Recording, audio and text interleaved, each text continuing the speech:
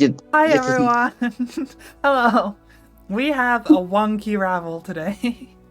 Wonky. By that, Wonk. her I'm not internet's not working, wonky. and she's using a phone and it keeps cutting out, so we might just have Ravel disappearing every now and then. I'm just a little silly. I'm not She's wonky. a little silly. I'm not wonky. Also, I feel like Ravel will be upset if I don't point it out, so we got another icon just down there.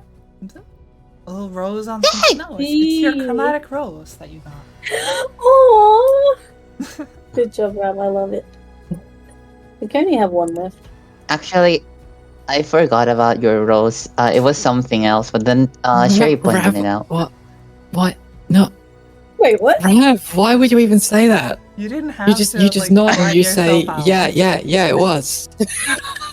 It was totally that, honest. Wow. Oh, it is. But I like forgot, and then Sherry reminded me. It was something else. It was like a pendant or something like that. But did you forget And what then you Sherry drew said, "What before? about God. Oh an no. amulet?" It was an amulet. But then it's like, but yeah, Yes, I didn't have any other item, right? This is the quality you're in for, by the Well- way, folks. Oh no. Oh, God. Damn it, What and then I was What It's a good job Clue doesn't actually talk much. You know, she can probably squeeze out a hello through all No, of the she won't. It'll go. Yeah.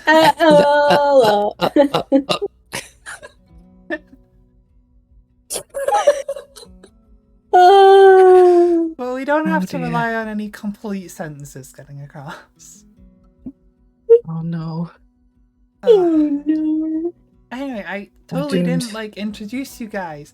So hi, hello, welcome back to Dungeons and Dragons, where I am, as ever, joined by the wonderful, the beautiful, the amazing Avai Valkyrie. Dungeons and Dragons. Yes, a TK Lady underscore. Hello. The Ravel glitchy VT.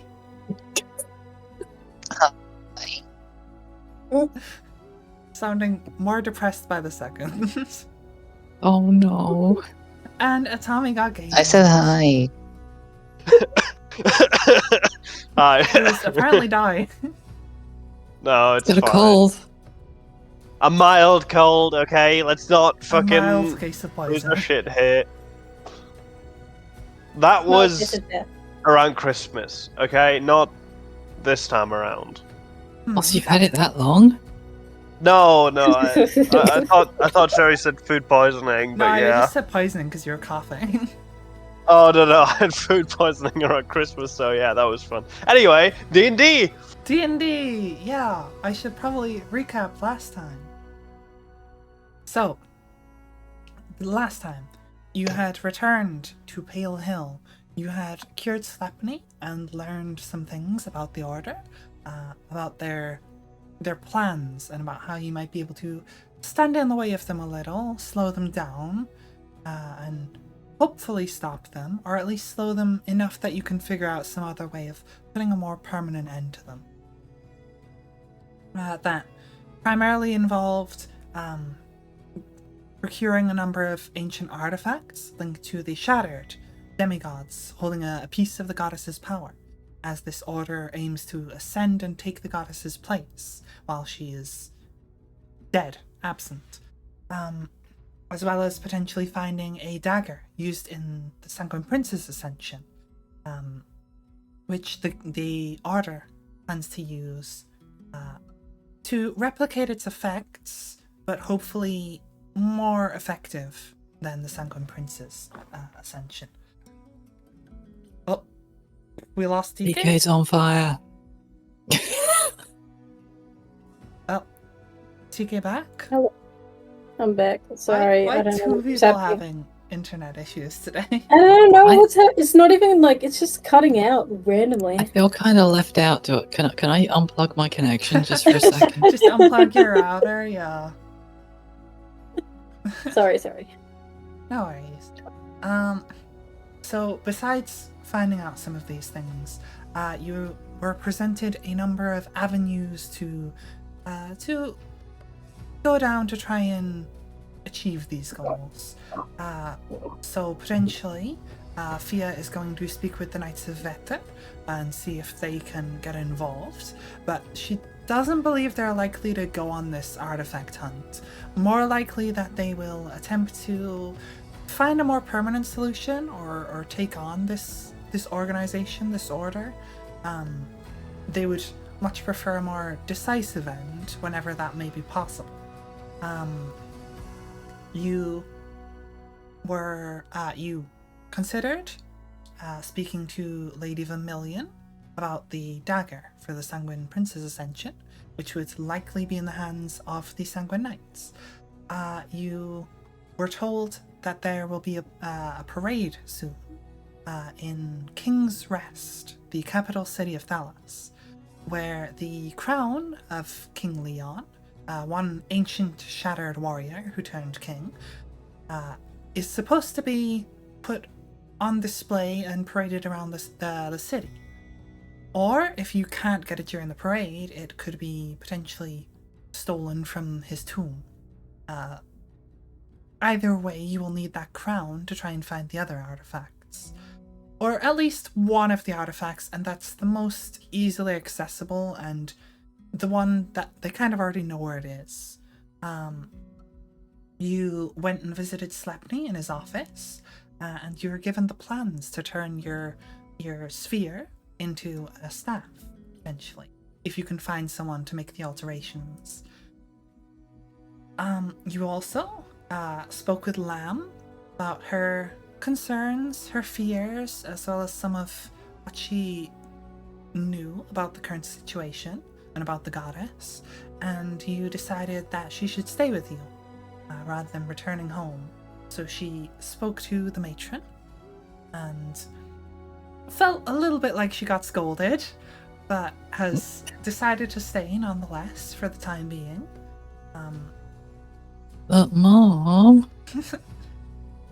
You also introduced her to Lucy, and I had to do both of them with the same voice, and it was really awkward. I gotta get more voices for people. Let's see, what else did you do? I'm trying to see if I'm missing anything in between before I get to the very end of this. Right, yes. Zulil, Fia remarked about potentially if you do need to steal the crown, that you may want to look into any less than legal connections that you might have that could help you with that. You were also directed in regards to speaking to General Xander. You'd mentioned potentially asking him about the crown, but Fia said that he likely wouldn't have the authority to just hand something like that over. However, you were essentially told you're welcome to speak to him. You can try asking him, but the route you would like to take on that is up to yourselves. Whether you want to be upfront and honest, whether you want to ask for his help, whether you prefer to omit certain details or just outright lie to him, whichever you choose, the choice is yours. It depends very much on how much you trust him and how much you think he'll be able to help. And finally, as you were leaving the academy, after having spoke to Sleipnir and Fia, you saw smoke rising from the warehouse district below, and a crowd was beginning to gather. And that's where we left it.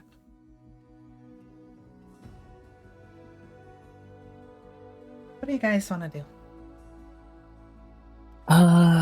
wasn't the city on fire?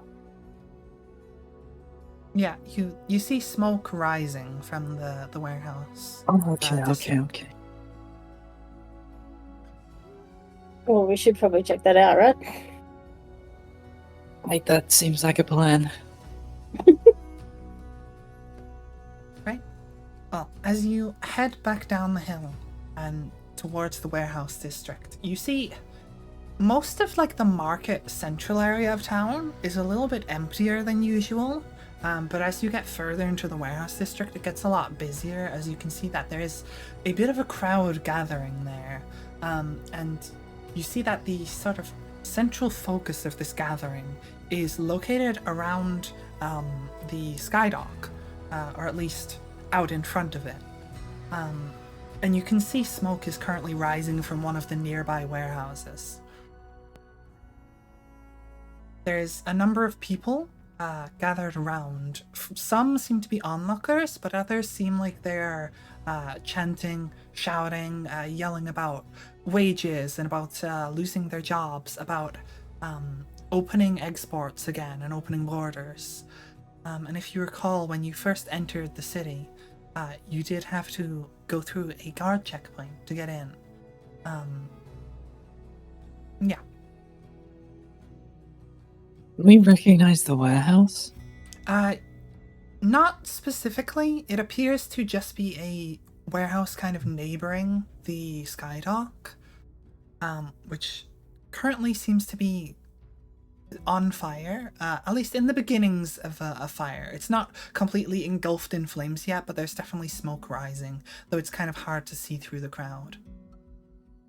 Is there any, like, King's Guards around? Yes. You can see there is a number of guards. They seem more preoccupied with kind of guarding the Skydock. They're a number of the guards that you saw the last time you visited the Skydock are outside, but they seem to have reinforced that with a number of those, like, King's Guards that General Xander brought with him.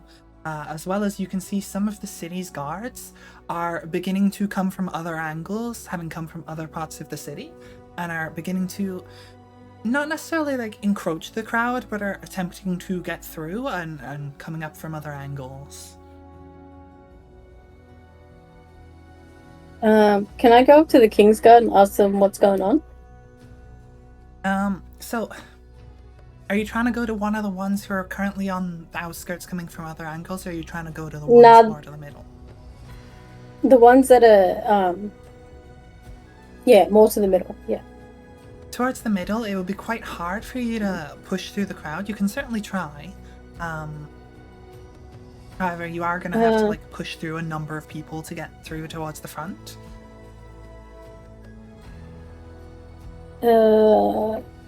Is there any guards I recognize, like, that we've spoken to? Roll perception for me. Oh, dang. Ooh, that's good. Where's perception? Ooh, 23. 23. You're not incredibly familiar with a lot of the guards personally, at least not as much as Zulil will be, but you do actually see the guard that you met before, who was hurt during the masquerade ball, who I believe Faith you'd helped to heal before. You see that he's kind of back on his feet. He's still is seemingly like got some bandages underneath, like just over part of his armor, but he is currently on duty doing his job. How far away is he from me? Currently he is surrounded by a few other guards, and they are currently, they're like at the front but a little bit off to the side, if that makes sense. Like you could possibly skirt around the buildings, like around the crowd. What about feet wise? I want to use message. I'm just checking if they're close enough. Are they within 120 feet? I'd say they're about 100 feet away. Okay. But I can see them, right? You can, just about. Okay. I'm going to use message and send a message to that guard. Just saying, hey, what's going on? Do you need some help? And while I'm doing this, I'm like waving. So hopefully if he looks over this way, he'll see that it's me. We are kind of relying on him kind of remembering who you are and being able to pick you Yep, out. 100%. This, but you know, I'm offering help. I'm gonna roll history for him to see if he remembers you. Mm. Not the worst roll ever. He kind of looks around a little confused for a second as this voice seems like to be basically in his ear, despite being further away. But then he sees you waving, and he kind of like sticks his hand, like waves back. Sorry, what did you say to him again? What was your I said, message? "Hey, what's going on? Do you need some help?" Oh, hey, some sort of riot going on. Something about wages and General Xander's orders. So I'm kind of on duty right now. Okay, I'm gonna message back and just say, is the fire serious? He kind of like tries to get a look over the crowd, and it's like I can't see from this angle. I think the other guards are dealing with it. You might want to check it out. Okay, I'm just gonna reply, okay, thanks, have fun.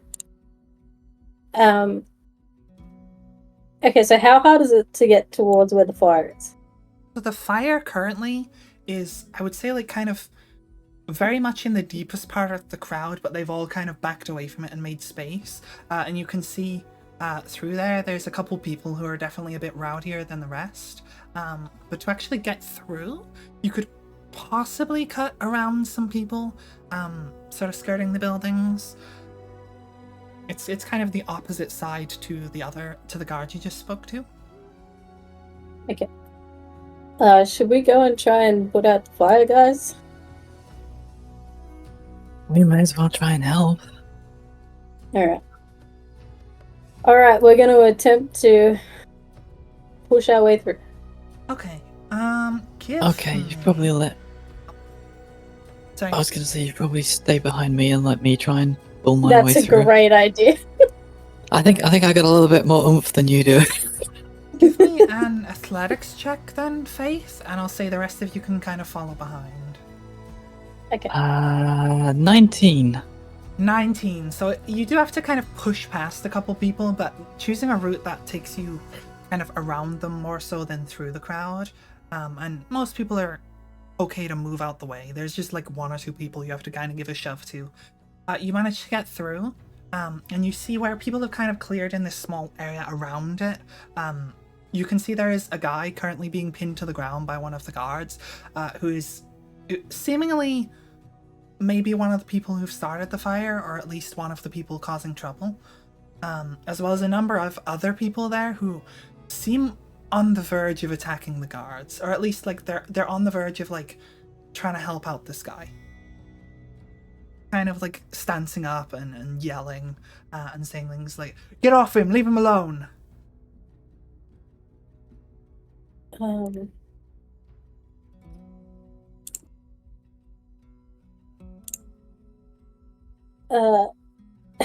Okay. Can I go up to one of the guards and ask what's going on? As you approach one of the guards, they're like, step back, miss, we're dealing with this." Would you like a hand? "We've got this covered, we don't need any help from civilians, just stay back, please." I'm not a civilian. Can I... Hold on one sec. Sounded like a sulking child there, like, I'm not a civilian. Like kicking the dirt.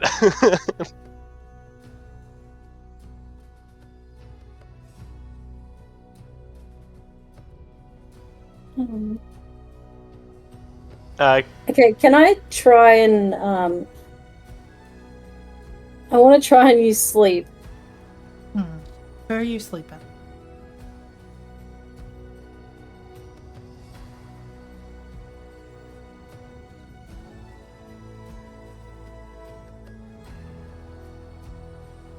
DK?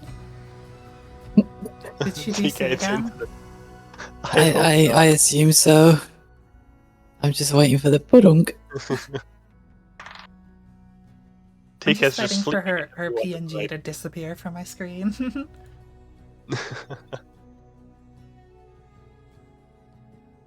You did say there were other people, almost like at the verge of attacking Yeah, the guard, right? they look very amped up, and they seem like they want to help this guy out, or possibly are just like pissed off about the guards. They're currently like being held back by some of the guards, but are kind of stancing up and looking like they're almost ready to like throw a punch or something. How many are they? There's a group of, I'd say, about like 4 plus the guy currently on the ground. Yep, there she goes. Yep. Okay. Oh, Sorry. It no, just Okay, keeps so dropping. Sorry. So you said you wanted to sleep someone? I want to try and use sleep, yeah, Who on are you gonna target? as many of the ones that are like getting angry and Alright, so I was just saying there's about 4 on the side who are currently being like held back by the guards who seem like they're quite antsy, and then the one guy on the ground who's getting pinned. And then obviously the entire crowd behind them. Okay. Can you I'm not quite sure how it works. Right, so with sleep, it's a bit of a weird spell. So you roll 5d8, unless you're gonna cast it at a higher level. Okay. Yeah, I can cast it at a higher level. Oh, sorry. Okay, you got So is it you like get an so? extra 2d8 for each level above first. But basically the way it works is what you roll, you add up, and that is the number of hit points that you can affect. So if you Okay. got, say, a 20, and there is 2 guys with 10 hit points, and another guy with another 10 hit points, you could only do the first couple, and you wouldn't be able to get the last guy, because it would take 10 away, then you'd have 10 left for the next guy, and so on. If someone had more hit points than it totaled, you wouldn't be able to sleep them. Essentially, Okay, but can I pick who to sleep? yeah, you pick who you're targeting. You can Okay. pick a number of creatures. But yeah, it's based on how many hit points they have. Okay, so let's do an additional 2, so 78 in total. Okay. Yeah.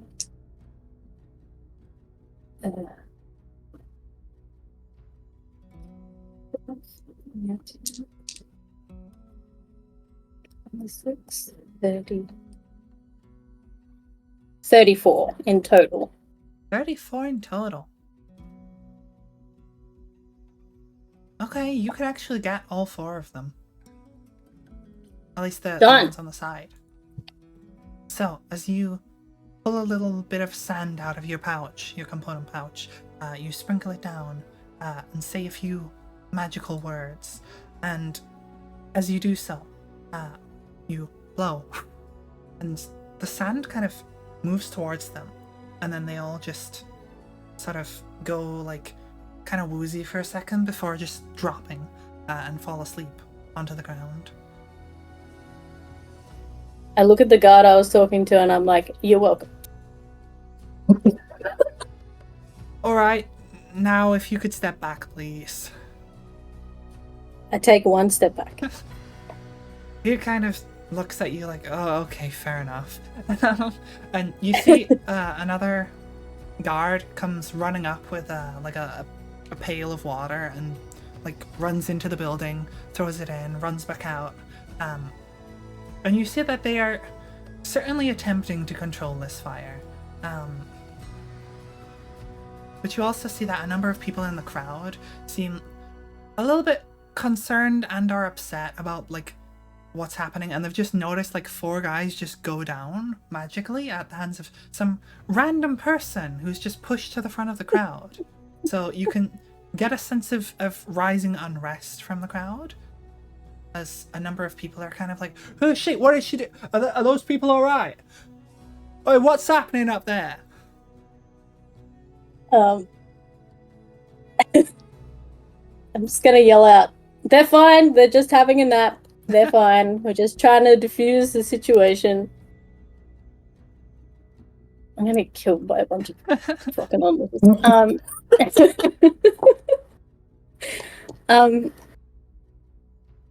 Okay. Can Faith address the crowd? You can certainly try.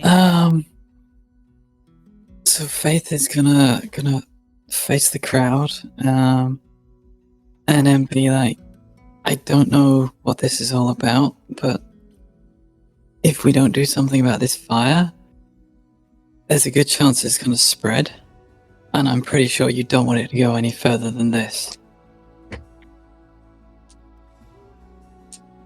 You see a larger man. He's got a beard and kind of like slicked back black hair with kind of a little bit of like grey on the sides. He's definitely like a working man based on like his clothes and his like calloused hands and whatnot. He steps forwards. The guards kind of get in his way for a second, but he kind of gently kind of gestures. Hello, we're not with those guys. And he points to the guys currently on the floor, the one being pinned and the four guys he put to sleep. It seems like this all got a little bit out of hand. We never wanted any violence, any damage, and he puts his hands up to the guards. We just want open trade, open borders, we want to get paid, we want our jobs. That's all.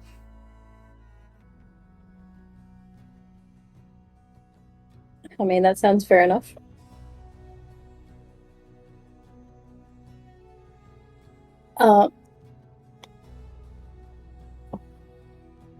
Do the guards say anything to this guy? They're currently... Most of the guards that you can see are either trying to put out the blaze. There's the one guy trying to, like, take that other guy. He's now stopped pinning him to the floor and is now attempting to, like, arrest him and take him away through the crowd. But you can see, like, the guy who is talking to you is looking at this, but he's kind of more interested in just keeping people back than actually, like, addressing any of this. So, Faith is gonna look at that guy directly and be like, you can be assured that your voice has been heard, but don't you think we should stop this from getting out of hand? He goes over, kind of walks through the crowd, and you notice that as he like walks through the crowd, he doesn't really have to push through anyone. A lot of the people here kind of just move aside for him, as if he's almost of some status in this current gathering. He moves to another warehouse where he kicks in the door before heading inside and coming out with a number of large buckets, and he comes back over to you, puts a few of them on the grounds and keeps a hold of one of them. It's like, you're right. Should be water that way, I think. And he kind of starts heading through to go fill up a bucket with water, presumably. Okay, so Faith will grab one of the buckets and join in. Yeah, me too. I'll help. Okay. Question. Mm-hmm. Can any of my ice magic help with this? You could try. Trying to think what's gonna be best. I have. Okay, what about frostbite? It causes a numbing frost to form on one creature, but can I use it to... What about the Frost. cone of cold thing you were using before? You had like a cone effect thing, didn't you? Rhymes binding That's very ice. true. Or dragon's breath. Well, this one's cold energy. So Rhymes Binding Ice is cold energy. Oh no, they're all energy. Okay. Rhymes binding ice does make like ice formations and whatnot. Okay, I'll try that then. Okay. Oh, so what level did you cast Sleep at before? 2. Okay. Right. So are you just going ahead and trying to Rhymes binding ice on this fire? Yeah, I touched myself to give myself the power, and I just spewed cold at the fire. Okay, so you can't really get at the fire from where you currently are, as it seems to be like inside the building. But Okay. you head through the doors. Can I try and get in? Yeah, you can head through Yeah. the door where the guards were going through, trying to put out the blaze, and it is immediately just like a wave of smoke. It's kind of hard to see through all of it, but sure enough, you can see there is like smoldering fire in a few different places that seems to have like spread across various like wood and cloth and whatnot that was being stored in this warehouse. And as you take aim at one of like the larger clumps of flammable materials, you send out this blast of ice, and sure enough, as just between like the wave of like wind created, like as it pushes forwards, as well as like the cold and the ice, which very quickly in the heat of this fire turns into moisture, sure enough, it does manage to put out this section of the fire. Not long after, Right. the man comes back in with a pail of water and chucks it on there. It doesn't do a whole lot to immediately extinguish it, but it's definitely reducing it. Faith, you're, I believe, following him, right? Yeah. Was anyone else following him? I wasn't following, but I wanted to motivate the crowd to either give space or to help with the extinguishing of the fire. And for some reason, I want to motivate the crowd by pretending to be part of the crowd and telling them that their respective employer is going to buy them a drink for free, but You can roll deception, I guess. But the issue with that is they're not going to get that, and then they're going to be more pissed at the end of the day. It's up to you. You can if you want. I really want to, but I know I shouldn't. But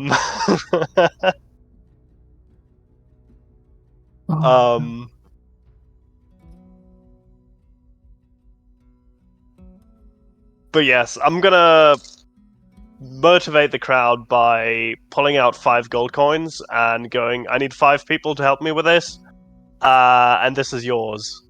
And I just walk off with a bucket in my hand. Okay. So the guy only brought like a few buckets. He had one, and he put like 2 or 3 on the ground, which you and Faith have taken. So there'd only be like 1 bucket left. God damn it. 1 bucket, 5 people. That's You gonna be gotta a share. well-carried bucket. Well, you can make a human chain, can't you? You could. True.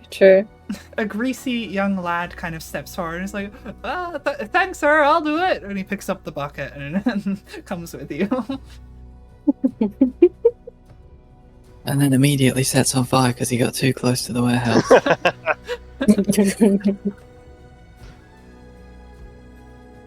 As you toss a number of buckets of water onto the fire, you eventually get it down to more of just a smoldering embers of it, which you're able to stomp out. The building is still very much full of smoke as it billows out through like windows and out the door, and through any cracks in this building. However, the blaze is out for now. Outside, you can see that the men who you put to sleep have been taken away by some of the guards, as people who were more towards the front, the guards towards the front, have come over to help with this situation and taken those ones away, while the ones who are around where you currently are still trying to try to usher people down, trying to keep things contained. You then watch as, with rather convenient timing, Captain Sven makes his way through the crowd, his footsteps echoing with his cane alongside him.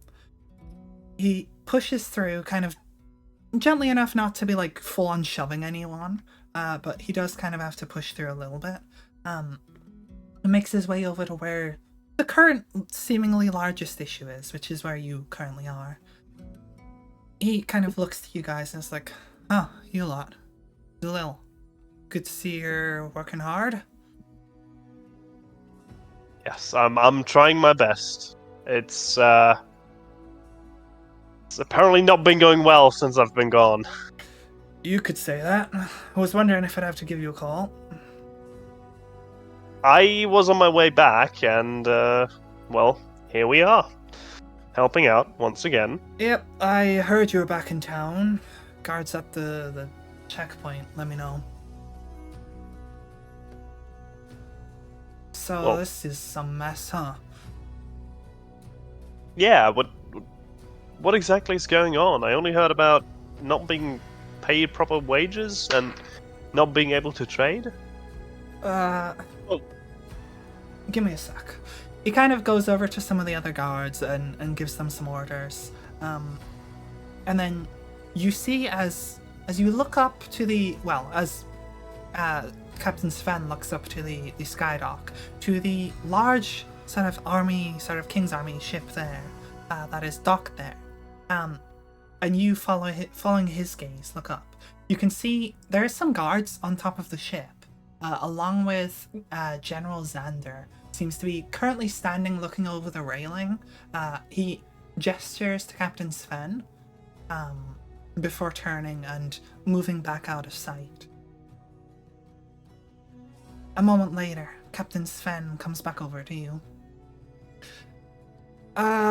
Look, I gotta check with Xander about all this. You might as well come with. All of you. And he looks at the rest of you. Okay.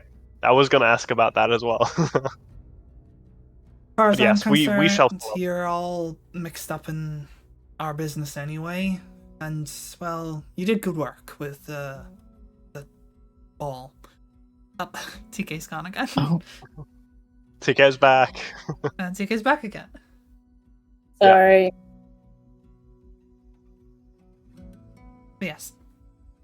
As far as I'm concerned, you did good work at the ball. And I'm sure Xander thinks the same. I appreciate that. Or we, I suppose. He kind of walks you through, around the crowd, through the guards. As he passes towards the guards at the gate to the Skydock, he's like, "These ones are with me." And they open the gate and allow you in. As they do so, a number of people do attempt to kind of push in, only to be like stopped by the guards, and kind of Sven just turns back and gives them a little bit of a side eye, while also making sure that you made it through. Sorry to interrupt. I also want to make sure I paid the grease boy. The grease. Before we forget, I don't want to rob him of his money. I'm not that mean. Yeah. the ball of grease. You tossed some coins to the boy, and he was very happy for it. Okay, good. Oh my! Kind of runs off back into the crowd. Make sure you get a bath. Yeah, Captain Sven walks you through the much clearer courtyard of the Skydock, up through the sort of, like, what's the word? I can't think of the word. Like where you go through and you check in for like an airport and stuff. Security? Kind of. Whatever. But you head through there and then up the dock, and across onto this large ship. This yellow and blue ship bearing the king's, or at least the King's Army's flag. You can see there is a number of guards, specifically King's guards, none of the city guards on this ship, who stand to attention as Sven boards. He gives a bit of a sigh, salutes back to some of them, and then walks you forward to the sort of captain's quarters at the back of the ship. As he pushes the door open with a slight creak, you can see it's dimly lit by a number of lanterns and candles, and you can see General Xander currently stood behind the desk, the chair pushed back, with all kinds of papers, notes, plans, seemingly like shipping manifests, as well as like a map of the city, all just splayed out over this desk. And he's like, "Ben, It's not looking good out there. Oh, good to see you all again. I General. appreciate your work, helping out with the attack earlier. I heard you left town, and it's good to see you all back. I'm sorry for the circumstances.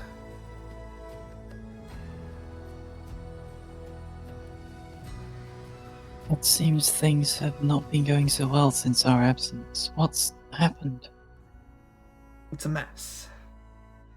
He kind of looks through a number of the things on his desk. So, actually good you were brought here. He kind of nods to Sven. We've been looking into Blair Shipping Company after everything you found out, after discovering their activities. We've been checking their logs. None of it adds up. None of it. It's going back months. There's inconsistencies. Shipments missing, shipments added, pay that comes in out of nowhere, money that goes out to nowhere. It seems like whatever they've been doing has been going on for months at least. In fact, I damn near say as long as the company's existed. We've been looking at everyone affiliated with the company and everyone affiliated with them. I'm concerned. A number of high-class individuals were corrupted or potentially always part of this attack. And it's not just them, it's warehouse workers, the men you found in there. They were dedicated, loyal to a T. And we don't know exactly how far this spreads. We've been trying to root it all out, but it's looking through everyone affiliated with it, everyone affiliated with them, everyone they've ever worked with, everyone who's passed coin to each other through this business. We're looking at other businesses throughout the warehousing district. We're looking at every log in this stupid town.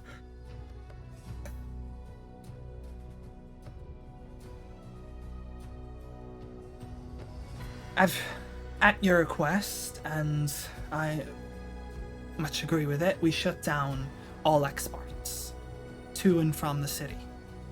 Only the most essential ones have come through and they've been thoroughly checked. We've also enforced checkpoints at each of the city's entrances, ensuring that no dangerous individuals come in or potentially carry anything in with them. We've been taking a catalogue. Anyone who does come in with any weaponry is taken record of, so we know who comes and goes.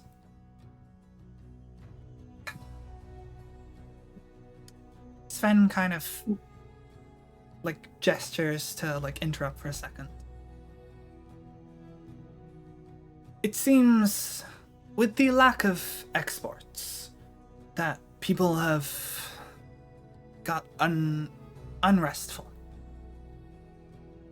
Sir Cole has shut down a number of his operations or suspended them for the time being, meaning a number of people have lost their jobs or have been withheld pay until further notice.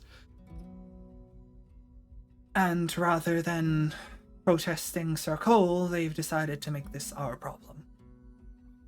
They're demanding that we reopen exports so that Sir Cole's business in particular can reopen. Of course, I'm sure there's other businesses that are eager to continue their trade. But Sir Cole has by far been the one backing this, the one pushing for the current strike, which is getting a little bit out of hand, if I might say. We've had the guards doubling down on everything, but it's damn near impossible balance. Even with the extra guards that Xander brought, we're spread thin. We've got guards running checkpoints, we've got guards stopping imports and exports, we've got guards checking all these various threads, and then on top of that we have to stop a freaking riot.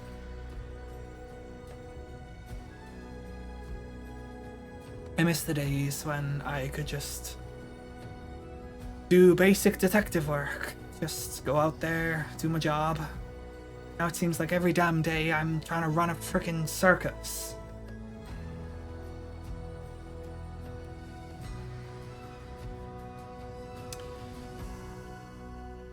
It suddenly sounds like it may be time to relax some of the restraints that have been placed on the city, even if only to let some of the steam, the pressure, evaporate. General Xander kind of slams his fist on the table and is like, there's untold corruption in this town. They have been infiltrating the highest parts of this society. They had guards just turn on us. If we relax for even a moment, who knows what they could do? We don't even know In trying what to their goals are. safeguard the city, in trying to safeguard the city, you will destroy the city if you clamp down as hard as you are for as long as you want to. I'm not saying stop everything, but it may be time to ease up. At least show the people that you are listening to them. He kind of grimaces and clenches his fist a little and takes in what you have to say. And then what? If there's another attack, do you think that people will be happy then? Do you think they'll just sit back and act like everything's fine? We're trying to convince an entire city that everything's safe, everything's under control, and at the same time, they're the ones spiraling it out of control. And the second we relax our grip, who knows what happens. But you're right. I have business to do. I have to get back to King's Rest. I can't stay here forever. And as much as I can leave some of my guards here in the hopefully capable hands of Captain Sven, we need a better solution. It's no use just going back to the way things were. It's no use just letting people set up their businesses, do whatever the heck, without regulations, without being watched. But you try getting any kind of regulation, you try getting anything through the politics of this damn place. You try getting stuff past Cole.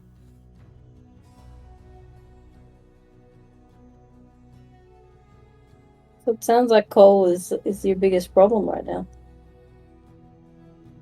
I came to this city to work with Cole. To work with him on a proposed solution to a mutual problem. And all I've ended up with is more problems. It's clear that Cole is out for his own self-interests. What was the original problem? Original problem was mercenaries. No offense, but most of the villages out in the Pale have been contacting mercenaries, and it's been a problem for all parties.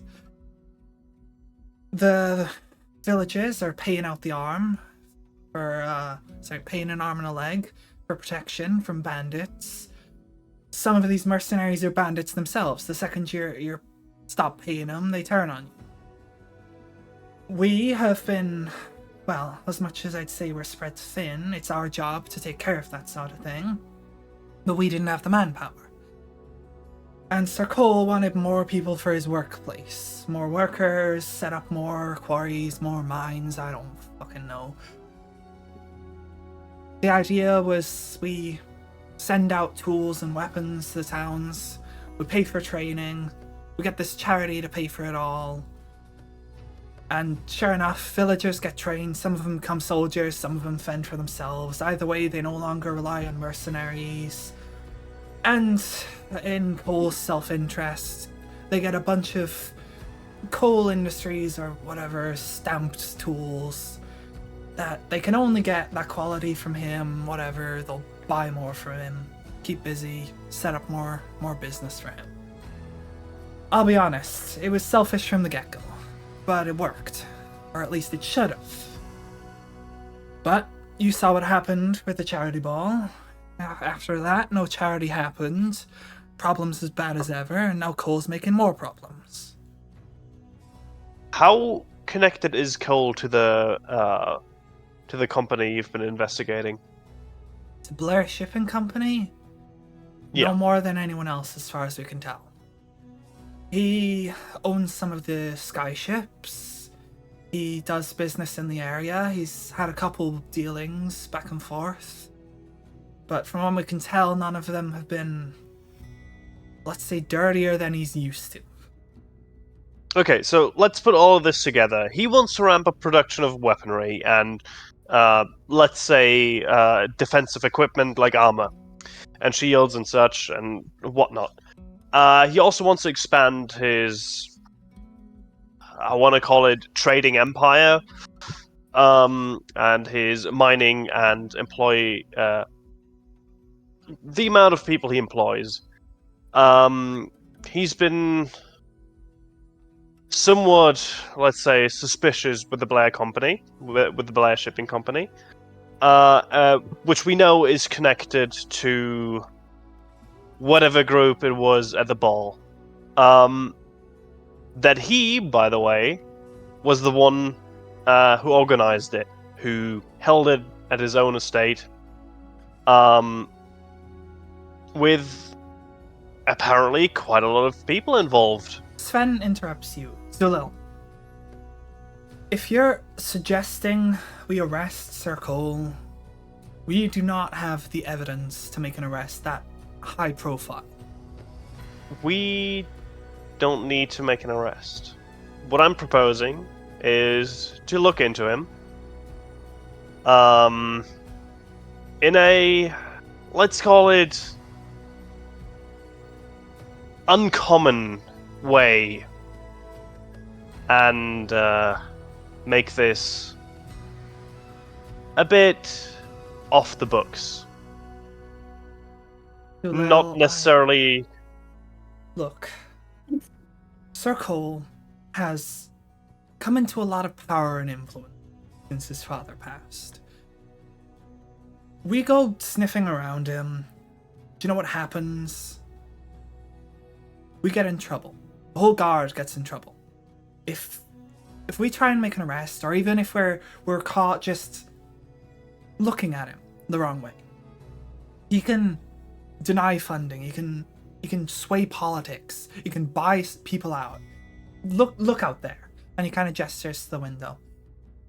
You got an entire town starting a riot because he refused to pay them. And rather than stand up to Cole, they'd rather stand up to the guards. Exactly. That's why I think we should look right there. There's a reason why they're standing up to the guards and not to him. Most likely because some of them are paid by him to stand up to the guard, to get the others involved to stand up to the guard, not him. The people are desperate. They're willing to do nearly anything just to get some money, just to keep their homes and families safe. I see what you're saying. But we can't make a move. And he kind of Yes, I gestures know. to himself and Xander. You can't make a move. I'm aware of that. That's why I'm saying it's off the books. Let us handle it, and I'll gesture to our group. We'll ask to meet with Cole and discuss our, well, let's say adventures on what we found as an investigation on the group that was causing trouble at his ball. Use that as cover, and one of us can maybe sneak around a bit and see if they can find out something that he's been trying to keep secret. Let's put it this way. We never had this conversation. I didn't hire you for anything. I haven't told you to do anything. Anything you do is of your own accord, and has nothing to do with us. You get caught, you're on your own. Of course. I mean, we were just gonna get dinner anyway, right? Right. And if something was to be dug up on Sir Cole and happened to find its way into the right hands, well, I'm sure we could mobilize on that. I mean, it could possibly happen, but who knows? Maybe it's just a lucky day. Let's put it that way. Xander kind of has a look on his face at this. Kind of both you and Ben, looking at both of you. He seems a little bit uncomfortable with how brazenly you're talking about what is, in essence, a form of corruption in its own right, but he doesn't protest. He just sighs and takes a seat and kind of slumps back in it. It's like, do what you need to do. I'd like this mess cleared up, and then I'm headed back to King's Rest. If you have any other ideas or suggestions, General, I'd like to hear them.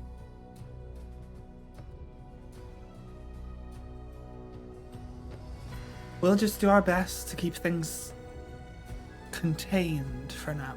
Kind of looks to Sven. Hopefully things don't get more out of hand. Understandable. I believe this is probably when we should take our leave, and we'll find a way to keep you updated. Right. Well, And I've already I head discussed towards this, the door. Sven, so you can see yourselves out. Yep. I just walk towards the door and open it. Okay. As you head back down, a number of the guards kind of step aside. They don't give you the same level of address that they gave to Sven, but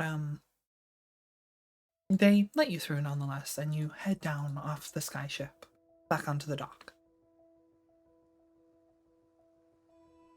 You can see that for the time being, there doesn't seem to be any more violence, any more fires being started. However, people still seem pretty unhappy, and you can see there's a number of people looking out, having seen you all go up onto that ship, now seeing you come out. They're like, why do they get special treatment? And like a few other shouts as the guards kind of just like try to keep things contained.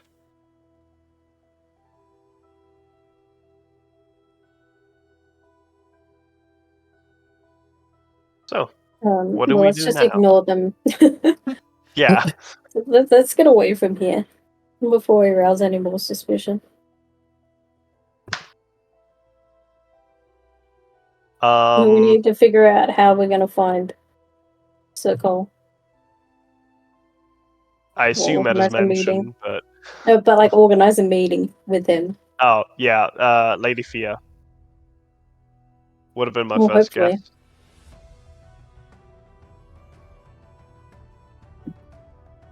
I hope no one minds I dragged us into this mess. Again.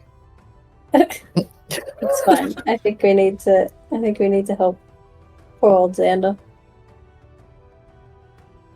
I think Getting it's a bit worth old. investigating Sir Cole, but I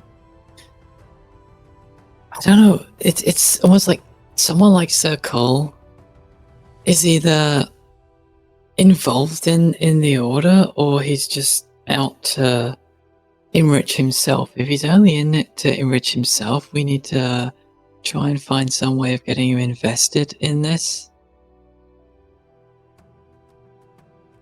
Like, if he's the one causing all the problems here, if we can make him invested in fixing those problems, then the problems go away. Yep. I agree.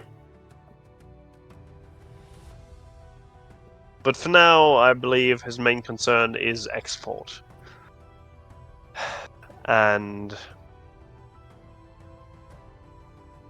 if that export happens to be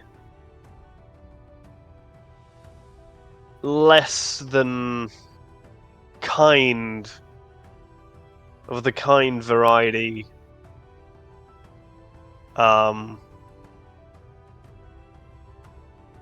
it's gonna be a problem.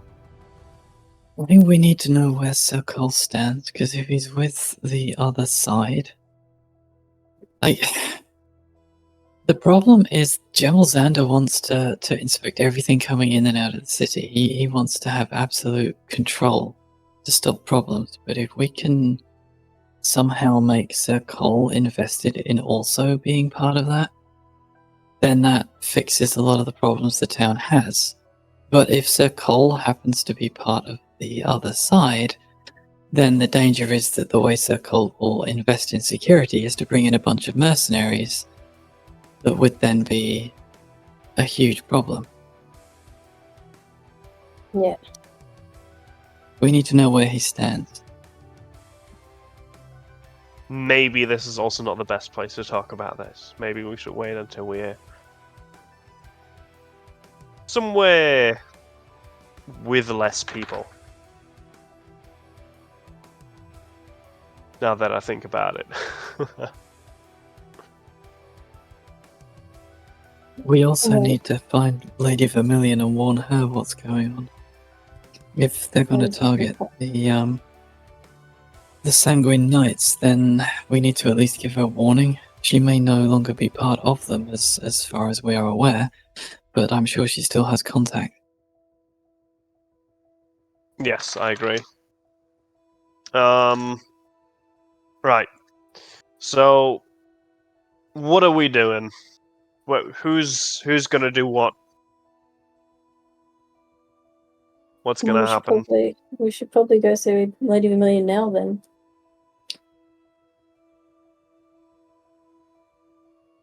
Do we know where Lady They might- Vermilion lives? You're told. Yeah, Lady Thea told us. Oh, sorry. Okay, Then- so are you all agreed? That's what you want to do? Yeah. Yep. Okay, so heading back up the hill towards roughly where Fia's mansion is, you look around for as you're told, the mansion with the gargoyles on it. It's a little bit further up than Fia's mansion. But sure enough, you find what appears to be a very, nice... It's got, a very ornate stone facade, very, Gothic architecture. You can see over the door, it's kind of like an arched stonework. There is, sure enough, a couple gargoyles up on the rooftops. And this sort of, matriculated, rooftop? I don't know what you call it. But yes, you have arrived. We knock on the door. You give a knock to the door, and Lady Vermilion comes to the door and opens it. And within you can see there is another figure behind her. A sort of young man. He looks kind of elvish in his appearance, but you can see his ears are styled a little bit differently. They've got little spiky bits to them. And he's wearing these sort of red robes and a couple little bits of leather armor over it. He's kind of just looking from around the corner of from another room just down the hallway. As she kind of attempts to take up more of the door frame. Oh, well, if it isn't that beautiful Rose from the party. I wasn't sure I'd see My you again. lady? Oh, well, if there's one thing followers of Sune are drawn to, like moths to a flame, it's things of great beauty. You are a charmer. So what's the pleasure? Faith will just smoke. We have some information about the warehouse that we investigated together. and we thought it might be best to inform you as to what we found. She kind of looks over her shoulder at the figure behind her. Right, well, Milo was just leaving, so... What, you Milo? And he kind of comes out and is like, yep, I guess I was. Well, it was nice seeing you again. I'll, maybe see you again soon? He, like, gives him a... It's a smile, but it's not, like, the warmest smile ever. It's a little bit of like a... It's done with your shit, but also don't hate you. Like... But he kind of squeezes through the doorway past you, and then she invites you inside. Can I follow the dude that just left and just make an excuse of like, there you go, here's the mention. I'll go now. Roll deception.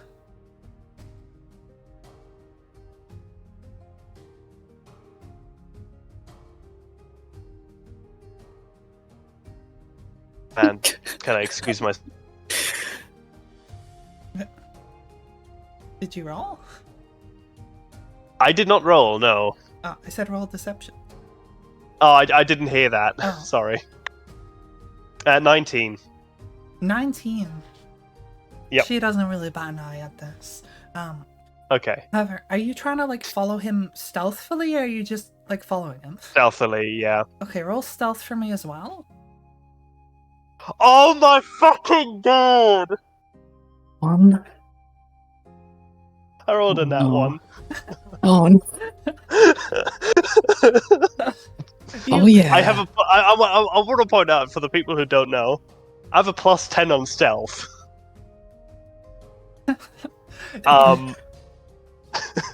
So, as you like turn around making an excuse and the others head inside, you begin kind of following along, trying to like be discreet, but you're just like following behind him a little too close, kind of like whistling to try and seem inconspicuous. And he kind of looks at you and is like, sorry, can I help you? I don't know, I'm just trying to get down to the church. Okay. They just carry on walking. Are you gonna keep following them? Yeah, of course. Like, who do you take me for? TK's back as well. Yeah, we got TK back. Sorry, guys. No worries. But can I attempt to fall back a bit and re-roll stealth? Yes, but it's gonna be harder because they already know you're they're kind of onto you. Did a you just little. fail a stealth roll? He rolled a nat Yeah, I one. rolled a a nat nat 1. 1. Oh my god. I have plus 10 on that. It's gonna be a lot harder, but you can certainly try. 27. 27. I was gonna say it would have to be like over a 20. So that's pretty good. So you managed to fall back a bit, under the guise of supposedly heading to the church. And as they head down the hill, they move in a way like they're trying more to blend in and not be noticed. Despite looking a little bit out of place visually speaking. Sometimes they kind of like go more into like the shadow of the building, a little bit further out the way and whatnot. But as you pass beyond the church and whatnot, you manage to kind of stay hidden within crowds and within buildings. You know, like Assassin's Creed style when you're just like walking through them. Yeah. You manage to like sort of do that to remain unseen. There's a couple moments where he looks over his shoulder, but he doesn't seem to notice you as far as you can tell. You follow him down through the town, and he heads into a tavern. What do you want to do?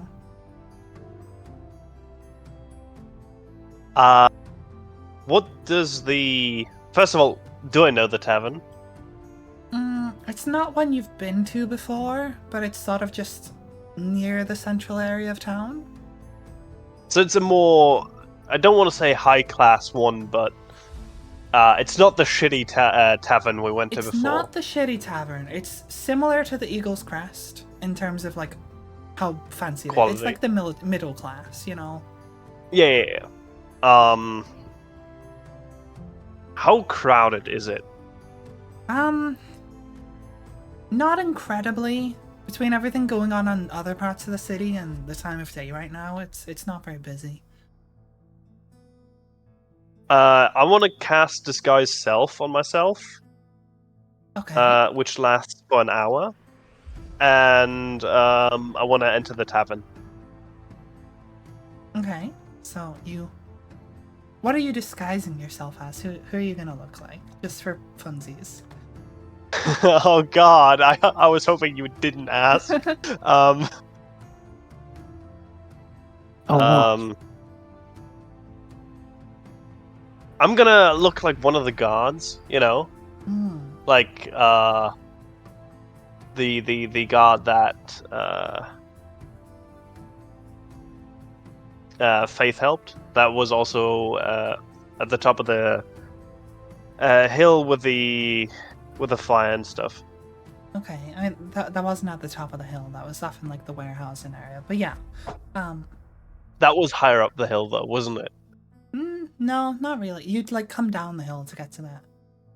Fair enough. It's up to the north of town. Okay, Okay. but yes, that's what I shall disguise myself as. As like an on-duty guard, or like are you trying to pretend you're like No, off off duty. Okay. Off duty. Right, you head into this tavern, and this figure, Milo, as Vermilion had called him, seems to have just like taken a seat at the bar, and is asking for a drink. Can I sit like 4 spaces over? Okay. Like not directly next to him, but still close enough to be in earshot, Yeah, sure. and just order like a beer as well, Okay. or maybe 2 because it's been a rough day, and you know. The barkeeper's like, shouldn't you be on duty? Isn't there like a strike going on or something?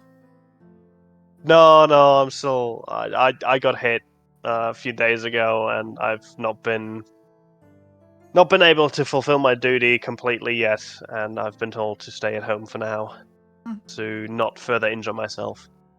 Fair play to you. Well, hopefully this numbs the pain. Okay, put the tankards in front of you. I just go cheers and pay him, and add 1 extra copper. Okay. So how much is that? How much is that? Like, say like 8 copper. 8 copper. Okay.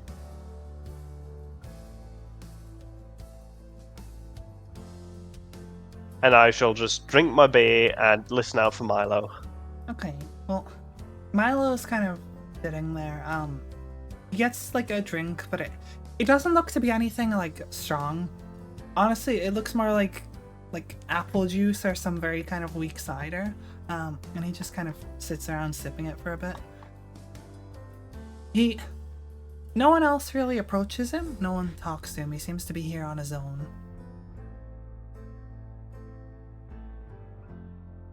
Okay. I shall stay here for about 50 minutes and drink my 2 beers in the meantime. Did you say 50 or 15? 50. 50. 50. Well, you can, but he does not stick around that long.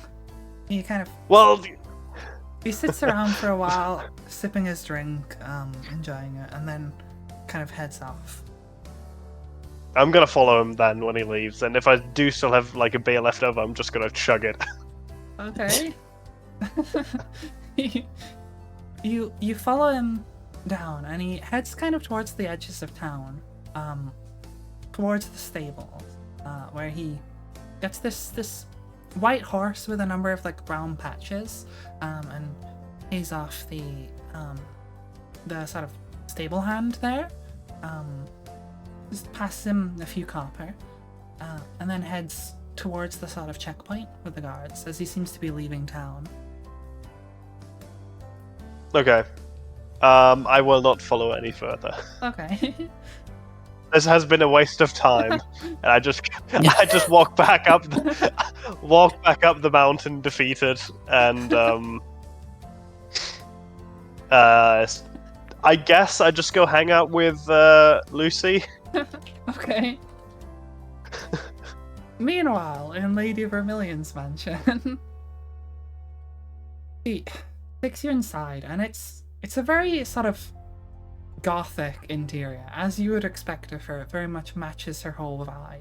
Lots of like blacks and reds, and like a dark stone floor with a rug rolled out over it through the entryway. There's like a couple statues of like suits of armor and such. She takes you into a living room, and it's got this like very ornate like mahogany table in the middle with a number of like armchairs. There's a fireplace currently crackling, and you can see there's like a stuffed crow on top of the fireplace, just like putting a watchful eye over the living room. Very cozy. Well, I mostly keep it to myself, but it's always nice to have company. I assume we are safe to talk here. I should certainly hope so. You are undoubtedly aware of the state that Lady Fear's friend Slepney was in after the attack on the warehouse. I had heard. The good news is that we were able to restore his memory.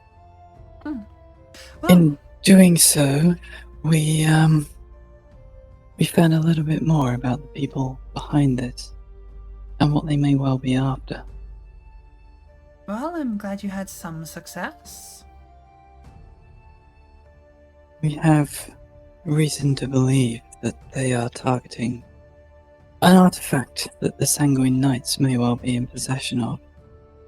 She leans forward as you're saying this, and this more playful look kind of drops from her face as she takes on a more serious countenance. You are almost certainly aware of the dagger used in the ritual to create the Sanguine Prince. And you've come to know of this how, precisely? Because us and our allies have been looking into the people behind this attack for some time. We believe that the group behind this are targeting the dagger. So this isn't Amongst a social various visit other then, huh? artifacts. I wish it were, and I certainly have no objection to turning it into a social visit, but I felt compelled to at least warn you that your past associates may well be in danger. She like gives a smirk at your comment, and then, well, frankly, they're always in danger. That's kind of their brand. Or I suppose they are the danger? Something along those lines.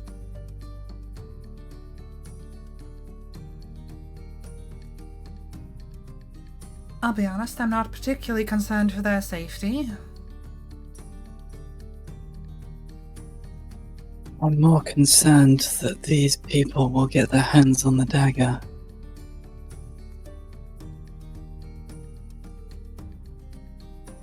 I'm certainly intrigued. Do you have any understanding as to why they want this dagger?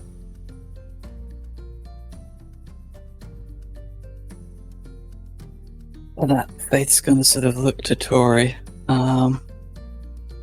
and then back at Lady Vermilion, and then say, "We believe they are attempting to recreate the ritual that created the Sanguine Prince. They see an opportunity with one of the Pantheon being no more, and they intend to fill it. She kind of laughs and stands up and is like, this is a conversation for a bottle of wine, I think. And pulls one from a rack. Care for a glass? I would love to. She looks to the rest of you. Or, well, Tarian Clue specifically. Zulil's elsewhere. Sweet, so I'd love one. Okay. Is Ravel still here? Is Ravel able to talk? I mean, she's muted at the moment. We haven't heard Ravel, like, since this began. I'm here. Yeah. Hello. Just checking. Hi. Still some wine. Does Clue want Like wine? me. Of course, Glue wants one. Come on. Okay. she Wants to pours- make a mess of it. She pours 4 glasses of wine. And takes a sip.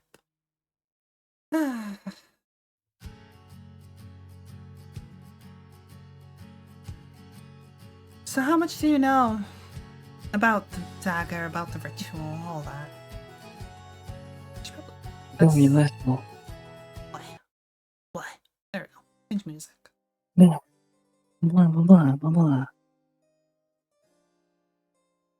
Sorry, you were saying. My understanding is the dagger was used to collect souls, used to empower the ritual that made the Sanguine Prince, but as I say, I only really know very little. Just some generalities about. You could say that. It's an instrument of torture, of anguish. It takes the agony, not just the soul, not just the blood, but the pain of the death. And it imbues it into itself.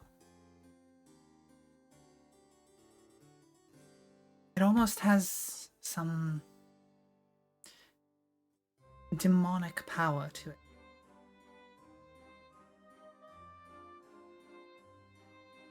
I've never been able to see the thing myself. Not sure I'd have been interested to. Well, maybe some time ago. But these days I'd rather stay clear of such a thing.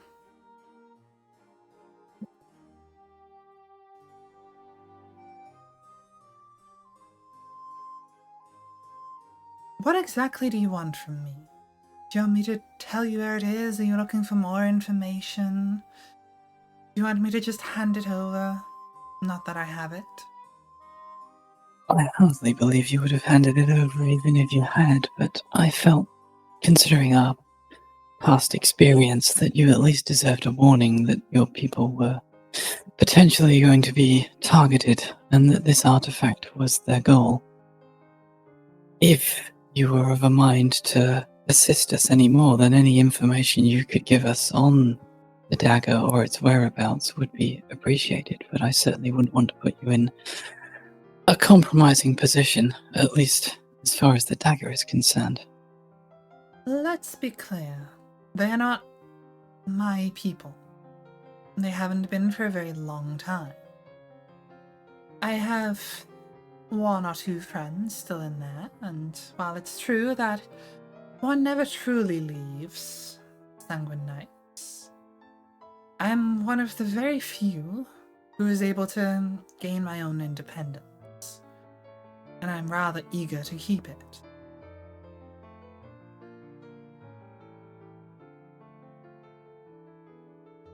Certainly a story I would love to hear, but perhaps at another time.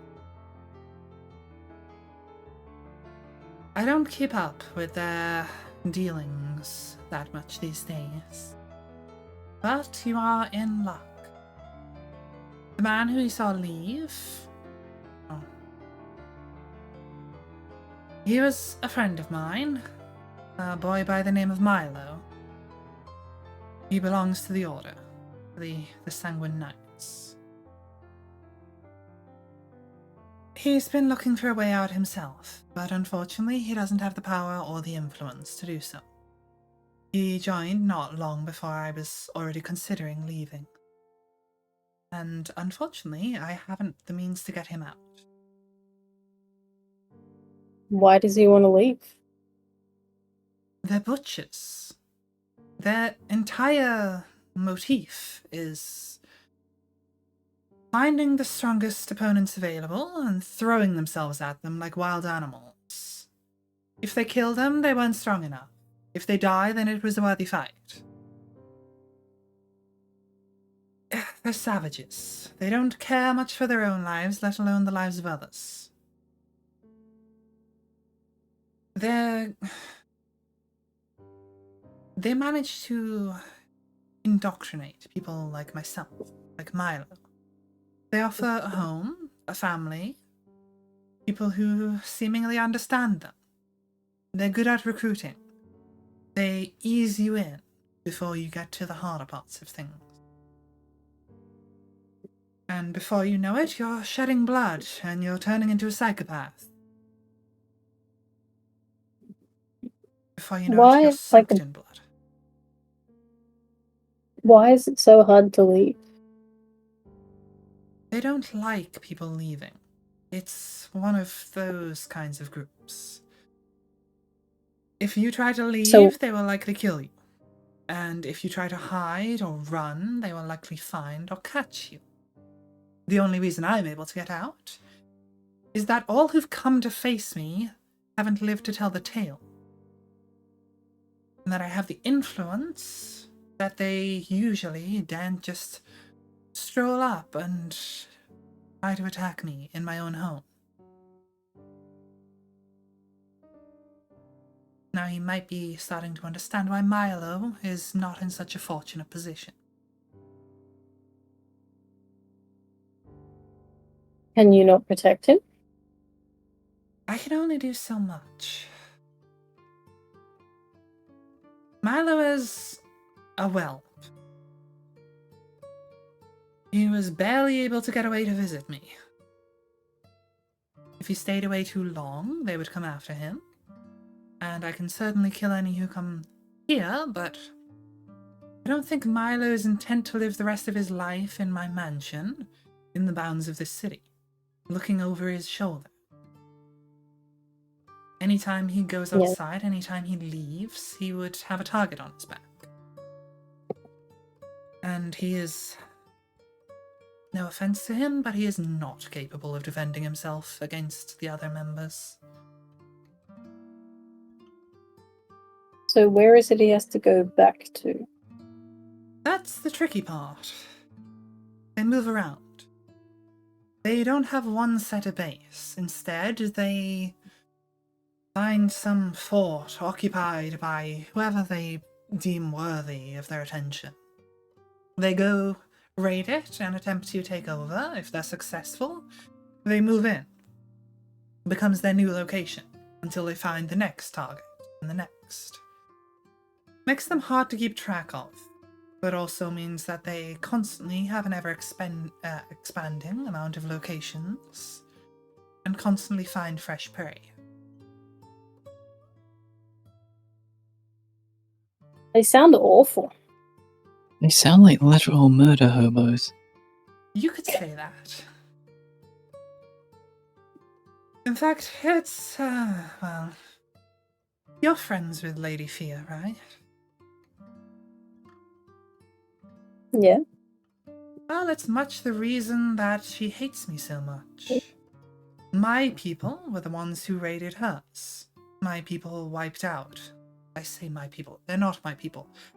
They were my people at the time. Together, we raided her Knights of Veteros homestead, the headquarters, laid waste to it. My people at the time killed all of her people. That's where I met her. I didn't kill her that night, and I was supposed to. But that night was the first seeds of doubt placed in my mind.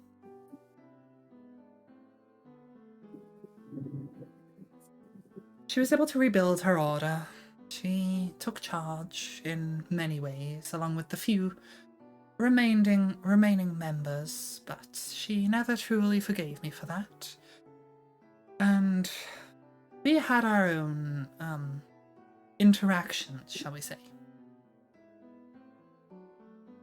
We had an odd and rather strange relationship for some time, and there was a time when we weren't enemies. Things didn't go well. She went back to not trusting me, considers me a liar.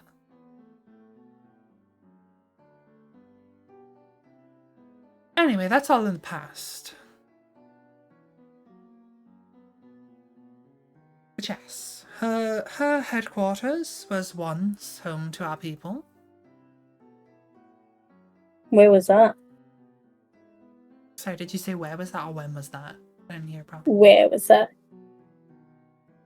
Down in the Vitia Tundra, where it still is. They managed to retake it.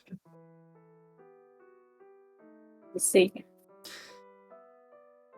In fact, just about anywhere the Knights of Veta go, you can usually find some Sanguine Knight looking for a fight. We are, at this point, ancient enemies. However, as far as I'm aware, they haven't made any bold attacks as of late, so I haven't a clue where they are. Milo would know, but I didn't care to ask him.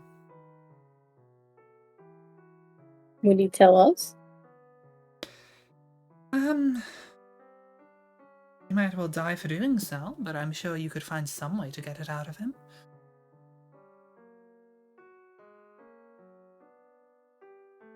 Okay.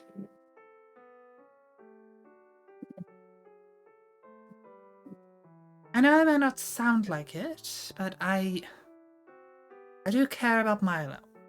I prefer he doesn't die. I mean, I He's with don't the want dangerous anyone to crowd. die. And anything he lets slip could come back to haunt him. However, he is your best lead. How powerful are these people? Let's put it this way. They're crazed lunatics that don't care for their lives and go after the strongest things they can find. And have successfully done so for hundreds of years. They still exist despite throwing themselves at every threat they can find. Does that paint a picture? Certainly does.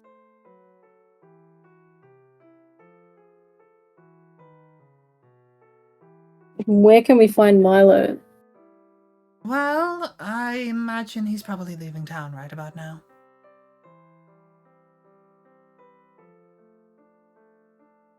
That's not helpful.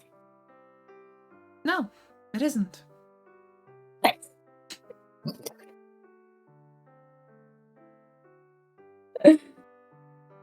We You might want to go only catch up came with him. here.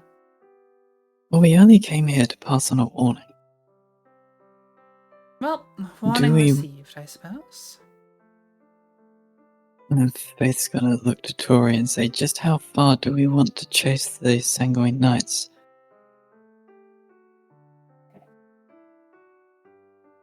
Oh, I think it can't hurt to try and get some information. It might help us.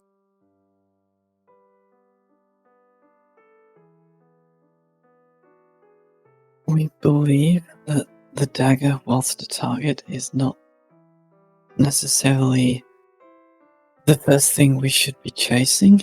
At least that's what we figured a little bit before. Yeah. I certainly would like to know more about these Sanguine Knights, and if we can find where this dagger is, either find out just how well protected it is or whether it would be better protected elsewhere. But for now, we have other leads to follow as well. Yeah.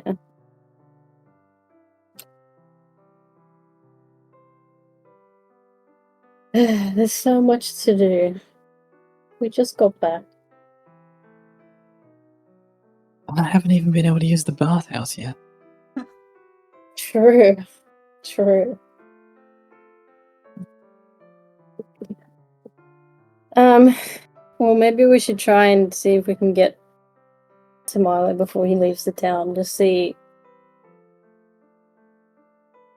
if he knows anything, if we can get anything out of him.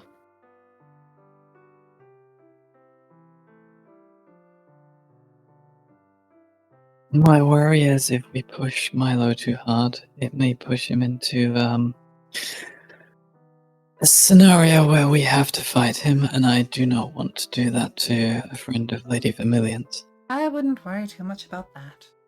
He's a pushover. Oh, well. Well, there you go. He's the whip of the Sanguine Knights. He gets bullied by just about every other member. Doesn't really stand up for himself. I don't know how he manages to stay in there. How he's still alive, to be honest.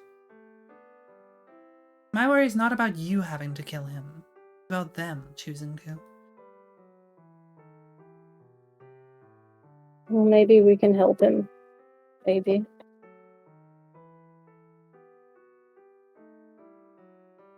Maybe he could join us.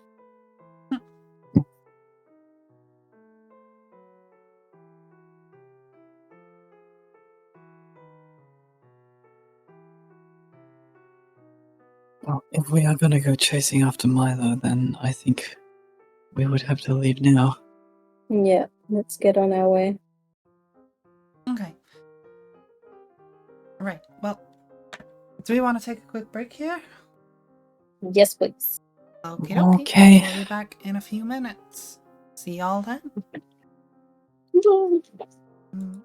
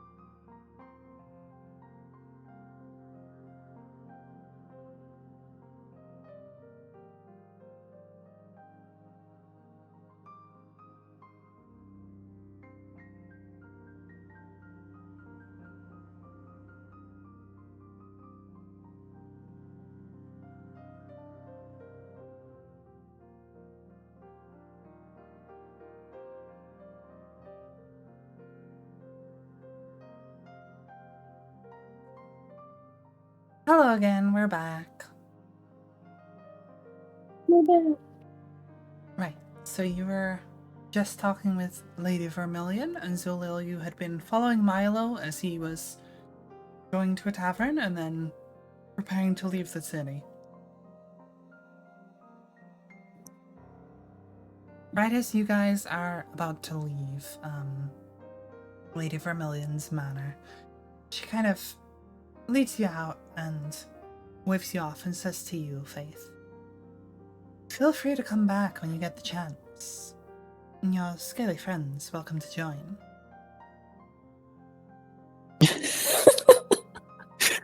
So Faith's gonna sort of take Lady Vermilion's hand in hers and says, I always seem to have to run off whenever we meet, but I can't wait to see you again. Neither can I. I'll count the days. And So I then see we this shall happening. leave. Yeah, you'd see this. I fold my arms and I'm pouting. Like tapping my foot, like, can we go? She waves you off and then shuts the door behind you.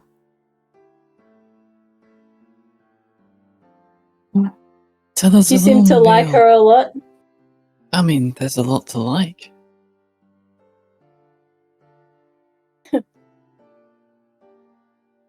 Are you jealous? No? Okay. And then Let's go Faith's find gonna this wink Milo. So Faith's gonna wink at Tori as she starts walking off. I run away blushing.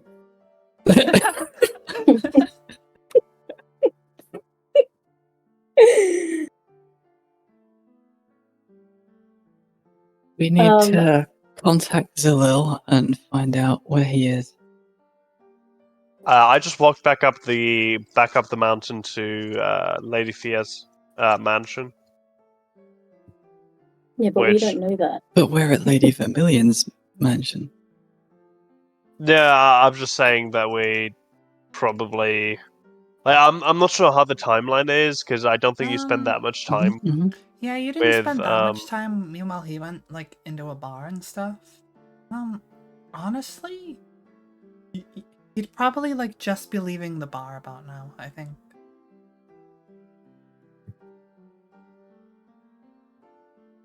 Can I use the sending parchment to send a message to Zulu? Sure, we might be slightly changing the timeline here. Didn't you also already use it like 3 times today as well? Did we? Lam used Yeah, two you of sent like them, 3 messages. early No, in the 3, morning, didn't she? she? Today? She used 2. 2? Today? I thought 3. Because like the last message of her like going, okay, good, and then just No, moving no, into- no, no, no. That's message. That's a spell. Oh, okay, That's my fair enough. cantrip. They're That's not. message. No, Fair Yeah. enough. Fair enough. Lam Okay, used my bad 2 in then. the morning to contact the matron. Oh, Okay, that's yeah, right. yeah, yeah. So you still Sorry. have 1 left. Okay, I'm going to say, hey Zulu, did you find Milo? We need to talk to him. We are wherever we are. Where are we? Just leaving the mansion? Yeah. Yeah, we're just leaving Lady Vermilion's mansion. I think that's less than 25 minutes. So this is right after the bar. Yeah, you'd be like just leaving the bar. Fuck. Okay, so how do I best do this without, We can you know? retcon a little bit of the timeline if we need to. Yeah, yeah.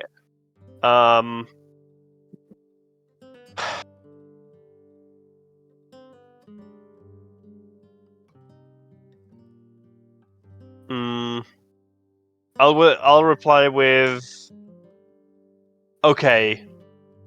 I'll try and make him. Oh, I'll try and meet up with you and him. In a bit. Just leave it there. What?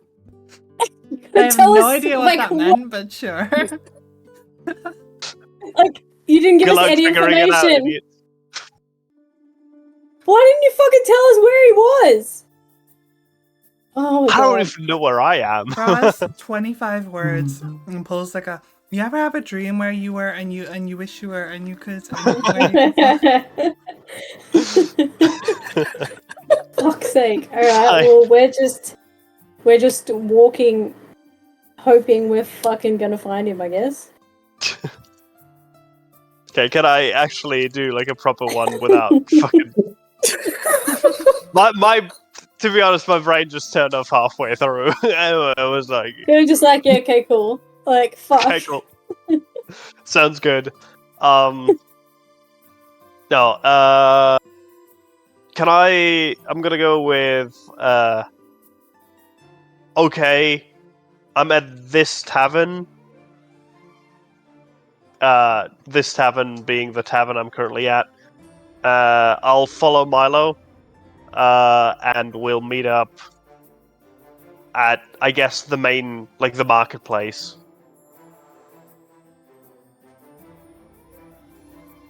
Okay. Okay. So we're gonna head to the marketplace, and we're Yeah, relying on Zalil to actually bring Milo to us. Yeah, pretty much. Okay. What could go wrong? I'm ready for another nat 1 turn up. Yeah. I'm braced and ready. Come on, let's do this. Yeah, okay, so we're heading towards the marketplace. And so, what are you doing? What are you... I'm obviously following Milo still. Where? Boom, How do you know where he's going? You Like, follow I've been Milo following him the to entire the time. stable, where he pays off the stable hand for a white and brown horse, and begins setting up to leave the town. Can I want to run up to him and shut the fuck up. Shut the fuck up, Vi.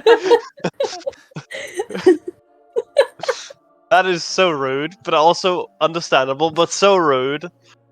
Now I'm just gonna run up to Milo and go like, "Hey, my friends talked to Lady Vermilion, and apparently they also would like to speak to you for a second, if you didn't mind." Well, hey, man, you are following me. I knew it. What was the last part? I knew it. Well, there has been some stuff going on in the town, and we didn't know who we could trust. So So you we needed to decided make stalk sure me? that. Yes, but for a good reason. Man, you're weird. Thanks, dude. I really needed to hear that. Can we just move it along to the marketplace, please? Roll persuasion, I guess. Can't wait for the nat 20. It's a 19. First one. 23. 23. I guess Sorry. if you're friends of Vermilion, I can come with. I guess. I don't want any trouble.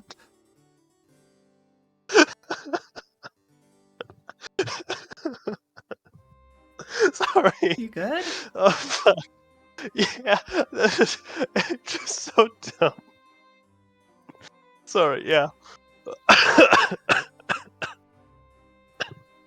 Right, I'm gonna walk up to the marketplace, and I guess we'll drag the horse along. Okay. And Clue can befriend it. Why? Why not? I mean, he's just paid to get the horse back, so... Yeah, it'd be stupid to pay him again.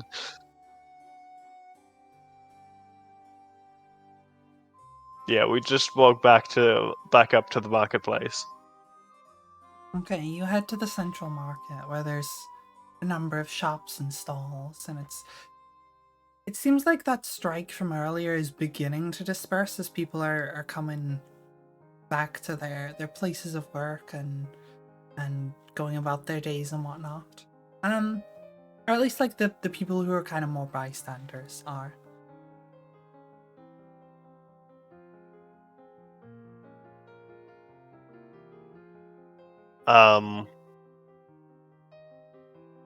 I guess TK's here again. TK left. No, TK is back. I'm back. I'm sorry. Hello again. I assume you guys are just like hanging around in the market? Yeah. Yeah, we yeah, just- we're eating pastries and waiting for the Zalil. Hell Okay. yeah.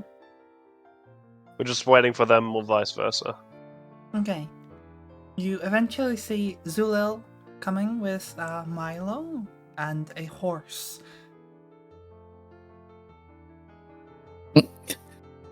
I go up to pat the horse.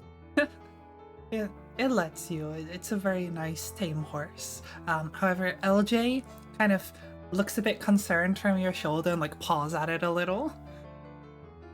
And the horse gets a Down, little LJ, startled. down. Okay, I'm gonna step back and just pat LJ and be like, "It's okay, it's okay, it's a friend, it's a friend." LJ purrs and nuzzles your hand. Aww. Good LJ. No. Um, So Faith's gonna go up to Milo and be like, so glad Zalil was able to catch you. We have a lot to talk about. Pastry? Hi. Sure. I don't. We should know probably go who somewhere you a little all bit. are, but sure. We can explain that in a minute. Let's find somewhere a little bit more secluded. Are we anywhere near the Eagles thing? Eagle's Up Crest. in thing? Yeah. Eagles thing. Yeah, you're pretty nearby. Eagles thingy. Okay, so if we head over to there, we may be able to get a room in there and talk. Yeah, you can head over there and get a room.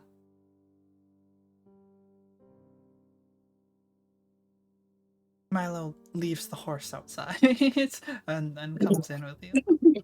Stuff the horse into the room. Yeah.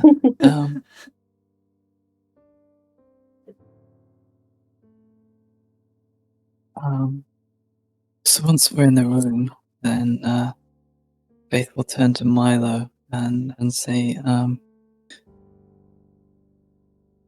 you may have heard about the attack during the charity ball that That? Lady Vermilion helped to repel. He's like chewing on the pastry. No, I don't know anything about an attack. Well, we are, as you are aware, friends of Lady Vermilion, but also of Gemel Xander and Lady Fear. We've helped them deal with some problems in the past. Wait, you're friends of Fia and Vermilion? How's that work? Yeah. We keep the two apart from each other and try to keep the peace as best as we can. Okay. There is a group that they are investigating that's been behind several disturbances lately. We have reason to believe that that organization is targeting, or is going to target, the Sanguine Knights. Okay. I mean, they're probably They- gonna die, but sure. You have an artifact that they are He starts after. like patting him The- down as he says, like, no, I don't have anything. Not you personally. The Knights of the Sanguine Knights are custodians, shall we say, of a very powerful dagger. I believe Lady Vermilion called it Vanquish. What?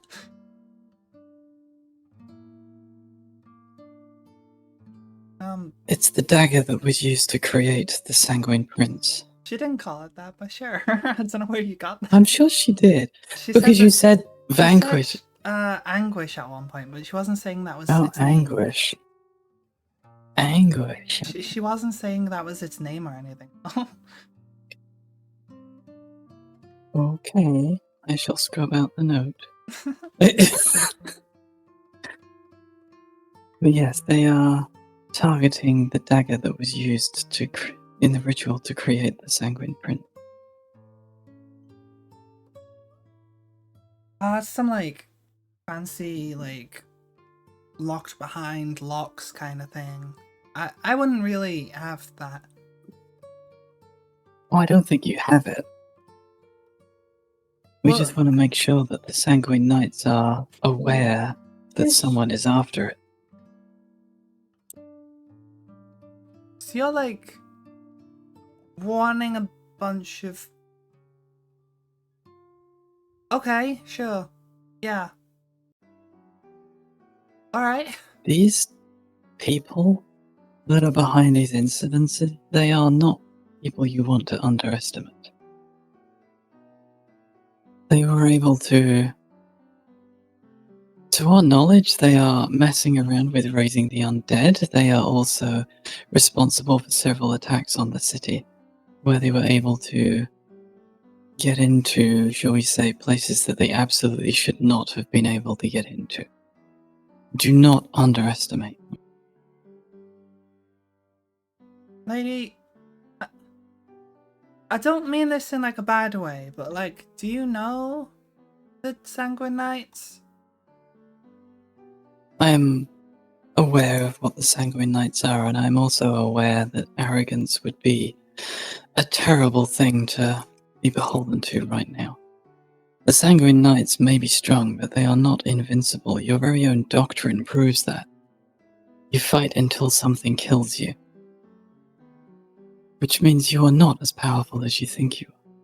He kind of shrugs and is like, yeah, but like, I can go tell them, but they're not gonna be scared. I don't think that they're going to be scared. I just want them to stand a chance at actually stopping this group from getting hold of that dagger.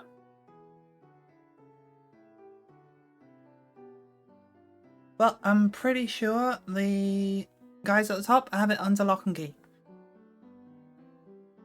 So, no need to worry.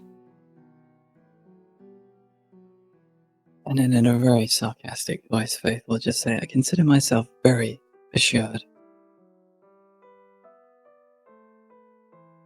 Alright, well, is that everything? I was gonna, like, leave. And he kind of starts turning to the door.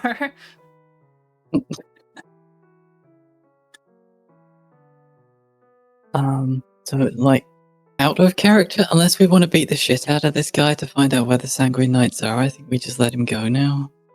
You don't have to necessarily beat the shit out of him. You could try asking. We are before you aware. forget- Like, you already Okay. told us that if he tells us, then they're gonna kill him for telling us, Mm. if they find out that he told them. DK? Before you go, we heard that you're not really the biggest fan of the Sanguine Knights.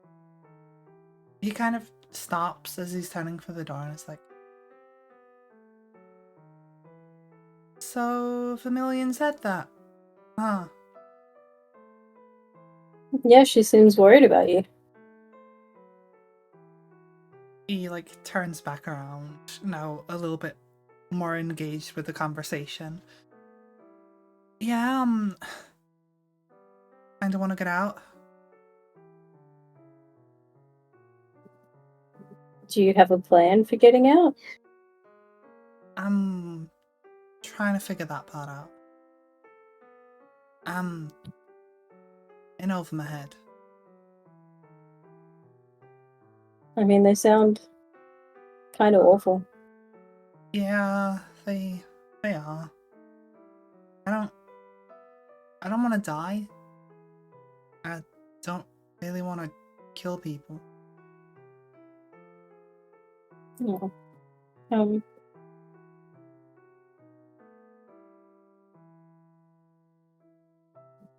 Um.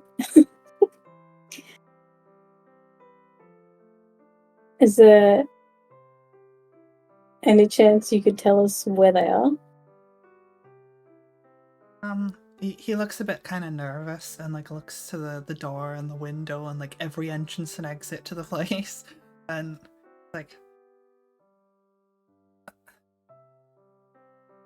if they find out I told you, probably kill me. Can I use Mind Link and just tell him this might be a bit more secure? I'm not worried about him over here, and I'm worried about him finding out. Well, we're certainly not going to tell them. And how else would they know? Unless they have ears, and this protects from that. Well, what are you gonna do? Like, are you gonna go there? Are you just gonna show up and start causing trouble, or are you looking to That fight is- them, or like what? That is not our intention. I think.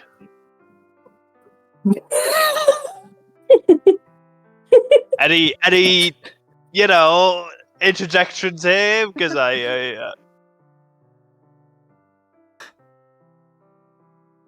Well, we can't hear Any your conversation. interjections? Yeah, in your mental conversation. I can relay it to To be you, fair, though. I think Milo would have been speaking out loud despite you speaking in his head. Okay, look, we're not looking to start a war with them. We're just trying to gather information because we're concerned about what might happen.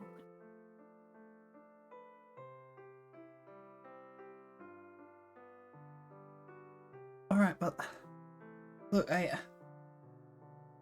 don't know how much I can say.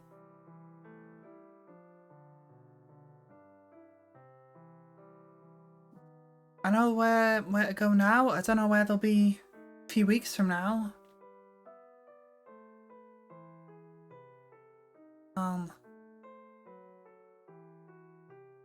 Give me 1 second. Just checking my map.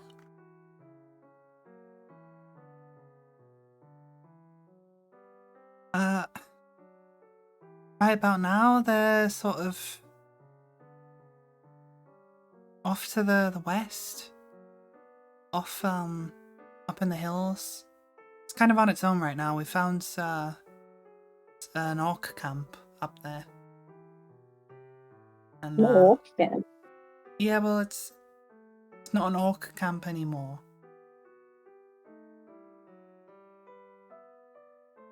Those poor orcs. Okay, that's. Thank you for telling us that. I promise we'll make sure no one finds out. We might never even go there. It's just in case we have to.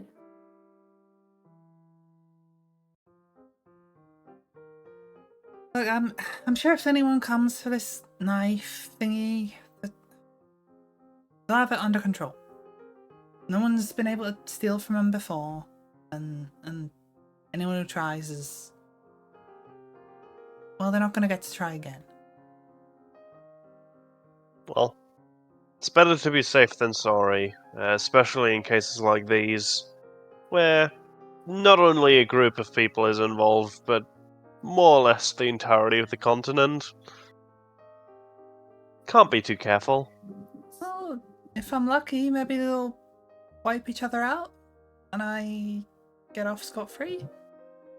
Kind of shrugs and gives like a awkward smile. That'd be the best case scenario, wouldn't it? If there's anything we can do to help you, let us know. Kind of looks to the ground and thinks for a bit. I don't know how to get out.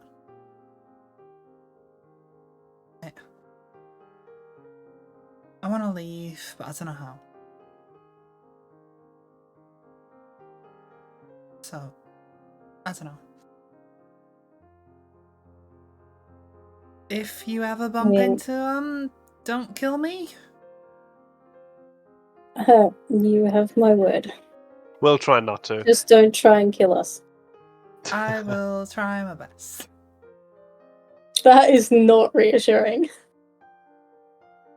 Well, if I not to be like rude or anything, but if I'm like in a fight and I'm not helping, then you know they're gonna just kill me along with you. I have to at least like pretend I'm trying to kill you. I believe Faith has a sleeping spell that might come in handy in those cases. Do I? I In just Tori. Not generally Faith. punch things into sleep. Tori. Sorry. Yeah.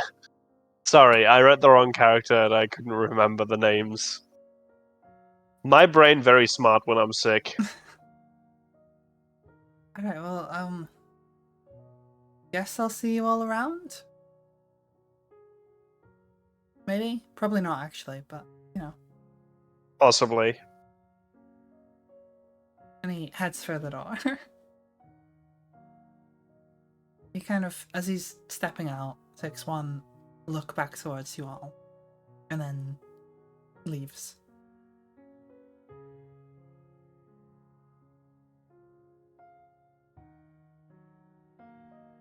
Oh, TK's gone again. Hello. Sorry. Lamb just looks kind of sad about this, about Milo's predicament. Who? Lamb! Wait, Lamb's with us? Yeah, she was still with you. I Yeah. kind of Oh. forgot about her during the whole strike thing, but yeah, she's just been there. She's been vibing. Yeah, no, I thought she was still with Lucy. If I'm being honest. Oh, you guys, I believe took her with you, right? Yeah, yeah. She's just been. In Oh, the I don't background. remember that at all. Oh no, Zalil is lambless. Yeah, well, it happens.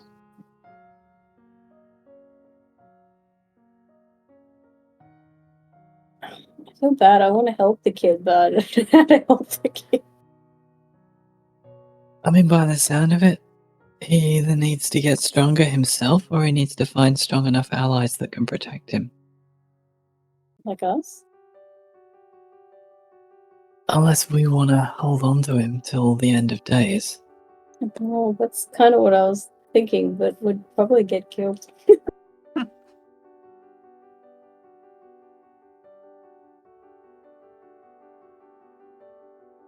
Wait, Vermilion, Wait, is he still here? I know I missed a minute. He just left. He just left. Okay. I was going to suggest he could travel with us, but we might just be putting a huge target on our head. yeah, I'm pretty certain that would just put a huge target on our head. At a time where, if we're going after the crown, we'd want to be at least somewhat incognito. Yeah.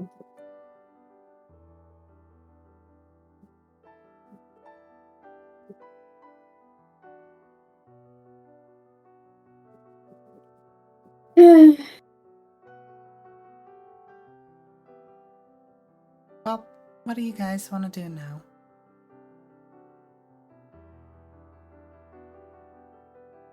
I think we need to decide on which course of action we want to go down. Do we want to carry on pursuing the Sanguine Knights? Do we want to go after the crown?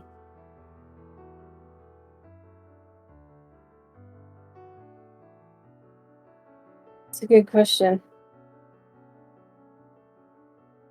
I don't know. I think for now we can assume that the dagger is at least guarded. Safe. Somewhat safe.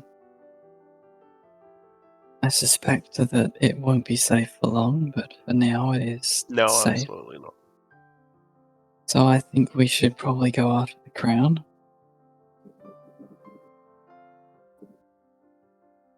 Yeah. Okay.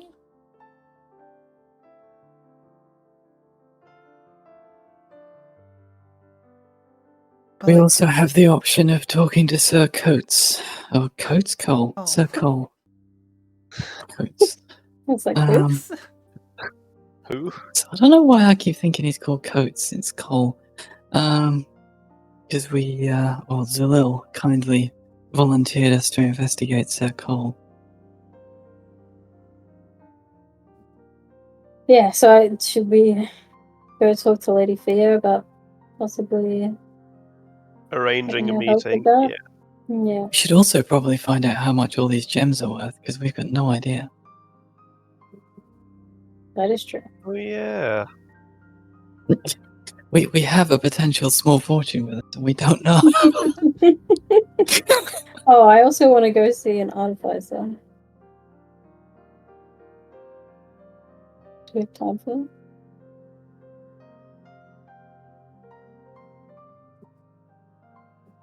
up to you guys. I don't see Guys, do why you not. mind? Yeah, I mean, we can do that. That's not a problem.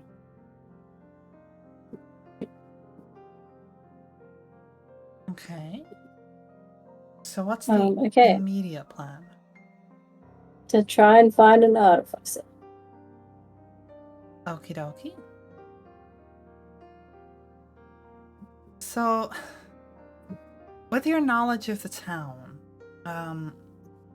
you previously visited a guy before who knew how to smith, and had those Leviathan crystals, but you don't know if he'd necessarily be able to do what you're looking for.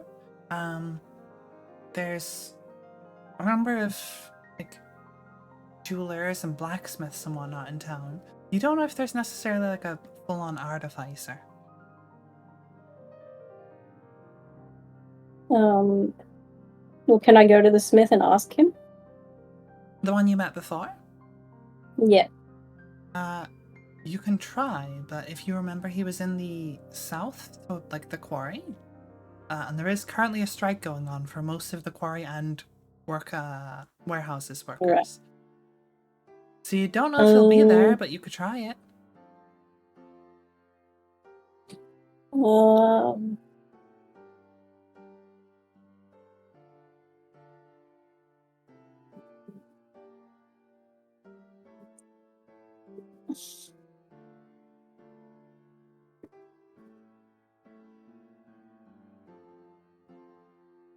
I don't know what else to try, so yeah.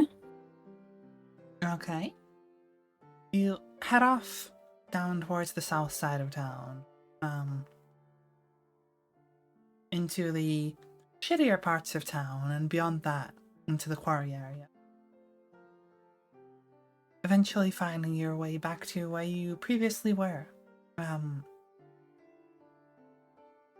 You find that little sort of blacksmithy shop, and knock on the door. Mm-hmm. There's a couple clicks, and then the door opens, and you see a short dwarvish man with a large beard that kind of goes out in all directions open the door. Can I help you? I was looking for the smith. He's not working right now. Can I be of any help? Possibly. I'm on the lookout for an artificer. What for? See what I can do. I know a thing or two myself. I have this thing, and I pull it out. And I have these things, and I pull out the paperwork I was given. And apparently I can turn it into this thing, and I show him the papers. He like looks at the sphere and kind of puts his finger towards it as if he's gonna poke it, and he's like, well, that's a beautiful thing. I know, right? Come inside. See what we can do. Oh, okay. Thank you. As you head inside, you can see there is like grindstones and a forge and just like shelves packed with things, all kinds of metals, some gemstones and whatnot.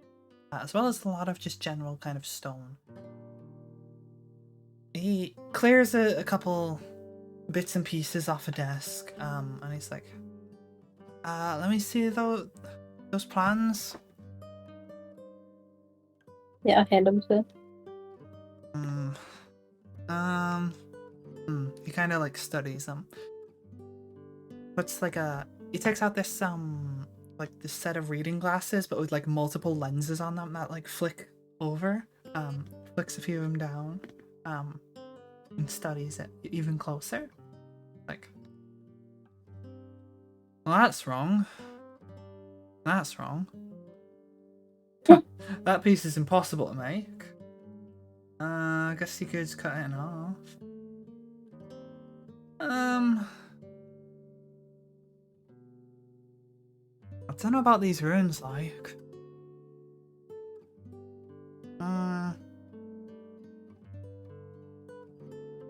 Make a good portion of it, but I don't know if I could get it working.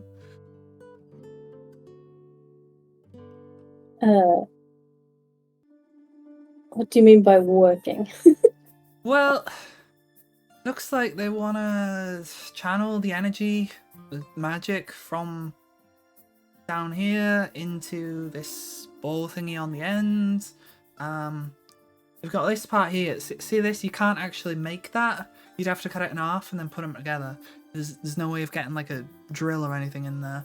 But getting around that, I don't really know how the magic works. So I could make the metal part, but all these runes and everything, a bit beyond me. Is there someone you know who might be able to do that? Not that I know. Well, could I ask you to do the metalwork for me? I could certainly try. Hold on. And he kind of looks through a number of like metals and things on the shelves, and it's like, shit. So, from what I gather, we need worm gold, and I don't have any. Where would I find that? Place it comes from, King's Rest. Big ass dragon. They like take scales off it. Whole city's built on top of it. They have more than they know what to do with. Thought we had some, but it looks like we're out.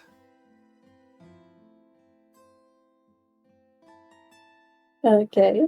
So I have to go to King's Rest to get some? Can we order it in? Well, not with the current ban on Oh, yeah, imports. Unless you have any. No, I'm fresh out. Right, well, you know what you're looking for? No? It's this, comes in scales. I mean, actual dragon scales. To take them out of this big dragon corpse or something. And I guess melt it down. Turns out it's basically just metal. Looks a lot like gold, but a little bit more, less saturated, less colourful. Kind of brassy in appearance.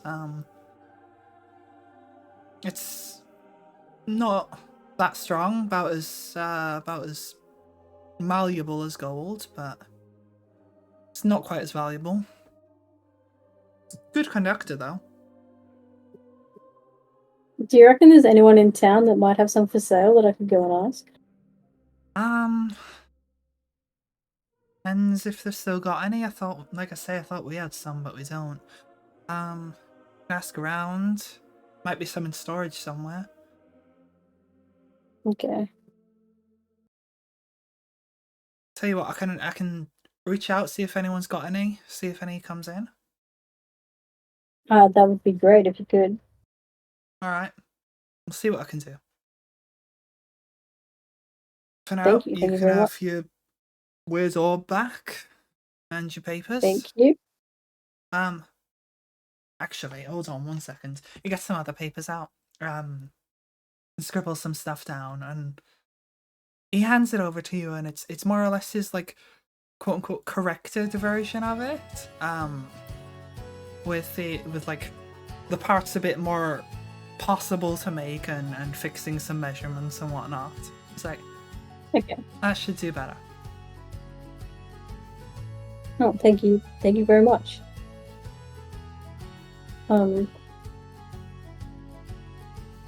I'll come back in a few days, I guess, to see if you've found anything, and if I find anything, I'll come back. Alright, well, see you then. Thank you very much for your help. No problem.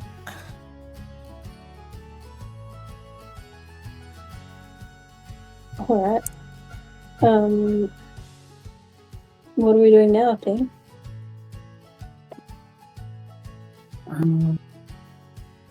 Well, I think the next easy one is to find out how much these gems are worth. Oh, yep.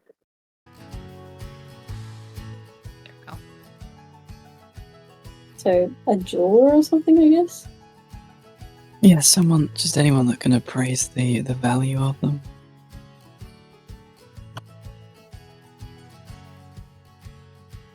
Should we go back to the marketplace?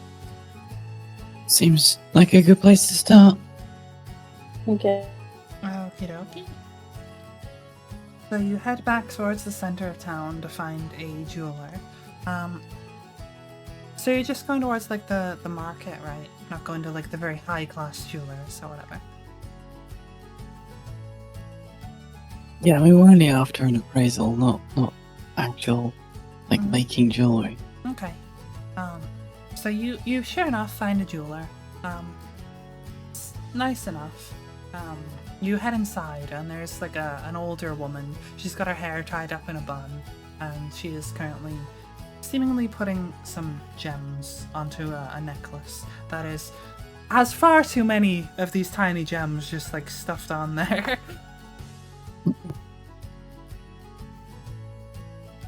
Very gaudy. Okay.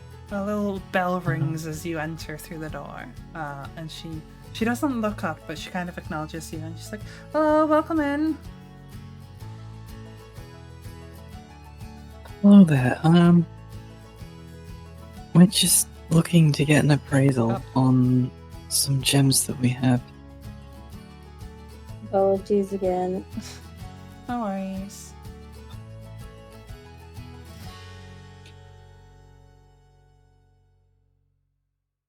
Oh, you're looking to get some gems appraised, huh? Yeah, we just got paid for some work that we did, and we'd like to know how much we actually got paid. Can you give me just a second? Yeah, no worries. He sets this gem into this necklace and then kind of bends the metal to keep it in place. Then puts down her tools and lifts her glasses up. Right, well, let's see them.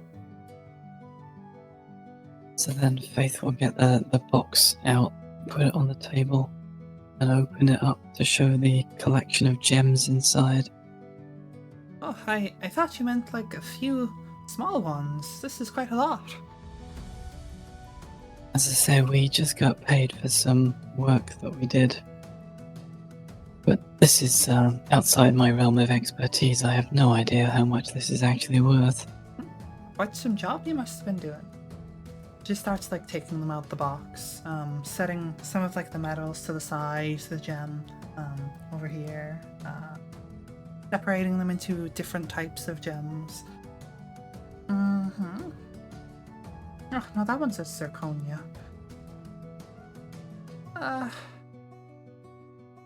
Well, you have about, I'd say 300 gold worth of diamonds. That ruby there is worth probably a good 75 on its own. I've seen better emeralds, I'll be honest, but I could do about 50 gold, 55.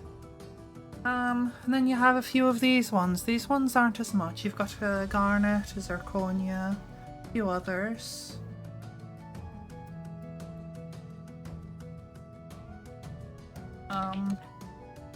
Could probably do another 50 for this group of them.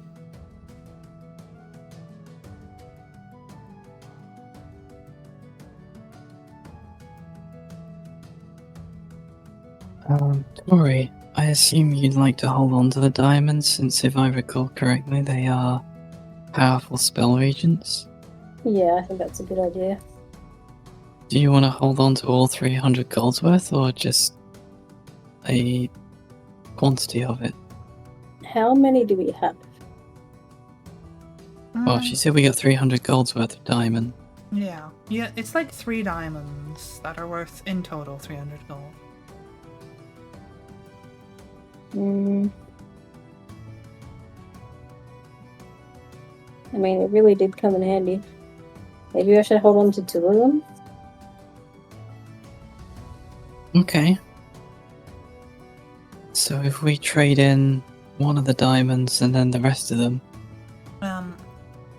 Lamb kind of pats you on the shoulder for a second and is like, I know it's expensive, but I have Revivify.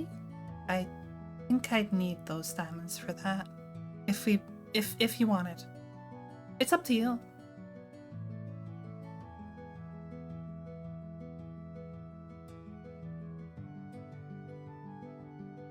Like all of the diamonds? We should maybe keep all of them. Like I say, it's your decision. I mean, it sounds like it'll probably come in handy. It could save your life. Yeah. Okay. What do you think, Faith? I mean, if we want to hold on to them, that's not a problem. Yeah, I mean, I don't think we need the coin right now. Okay, so if we hold on to the diamonds and then trade in the rest. Yep. Okay. Okay, so that should be 175 gold's worth, I believe. Were you adding it up? Yeah. Okay then. Is it just the gems, or do you want the metals appraising as well?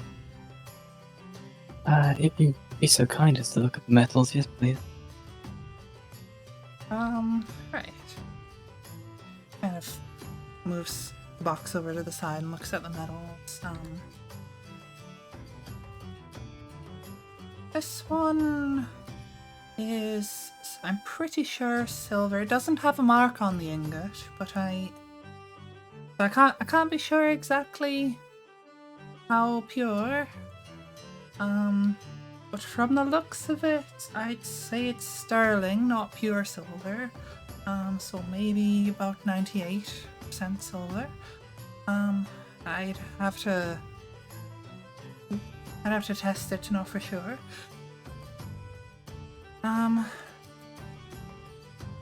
Looks like there's a little bit of gold in here. Some. This isn't refined, but this one's copper. This one. Brass, worm gold. Worm gold? Wait, what? This one. Sorry, what did you say that was? This one's this goldish looking one. It's a little hard to tell. It looks kind of brassy. Maybe it's an alloy of some sort. But it could be worm gold. I'll hold on to that one then.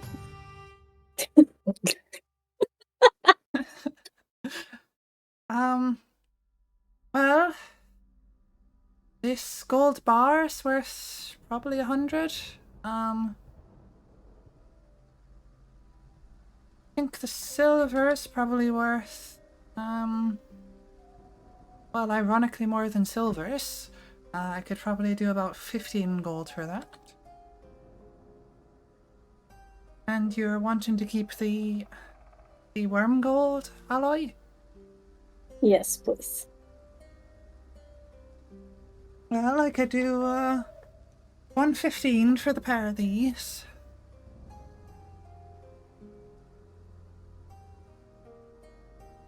Okay, so if we trade in the gold, the silver, the rubies, emeralds, and the other gems, so that would get us, well, if we add it all up, it'd be 290 gold, I believe. Okie dokie.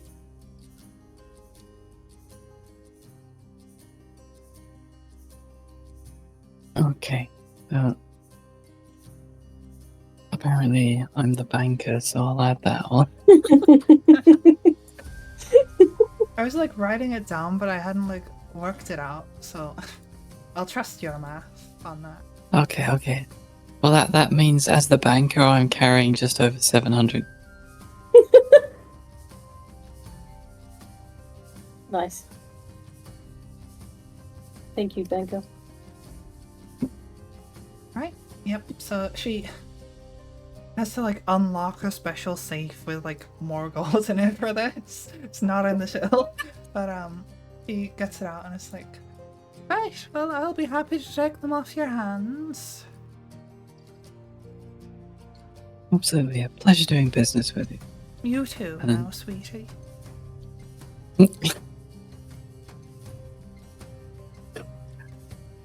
Everyone loves Faith. I mean, I don't know if the fishermen loved Faith. Most people. Can I go back to the smith? Sure. I mean, she said it was a worm gold alloy, so I don't think really like pure worm gold if that's what you need. I mean, can't hurt to ask. Sure, it's worth a try, but don't get your hopes up. I think. Maybe she doesn't know how to appraise properly. I mean, it wasn't one of the high class jewelers, so you never know. You never know. Yeah, I go back and knock on the door. Okay. Like, He look what opens- I got! Look what I He got! opens the door and it's like, huh, you're back fast. Yeah, I got really lucky at the market and I managed to find this. Is this what you need? And I show him the whatever it is. He heads back over to the workbench and shines a light on it and kind of looks at it closely. Yep, this should do it. Awesome. How lucky am I? I was trying to be like, so you don't have it on you, hoping you all would remember there was like a couple medals in the box, and none of you remembered. I was like looking through all my stuff, like, no, I don't have anything like that. Oh god. Right, well, it's gonna be at least a few days' work, and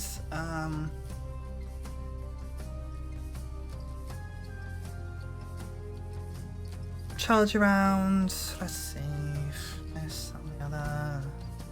It's gonna be about 50 gold to make this. Alright, that's fine. All right, well, given that I am gonna spend a while working on this, I hope you don't mind if I take the pay up front. Yeah, no worries at all. I hand him 50 gold. Okay.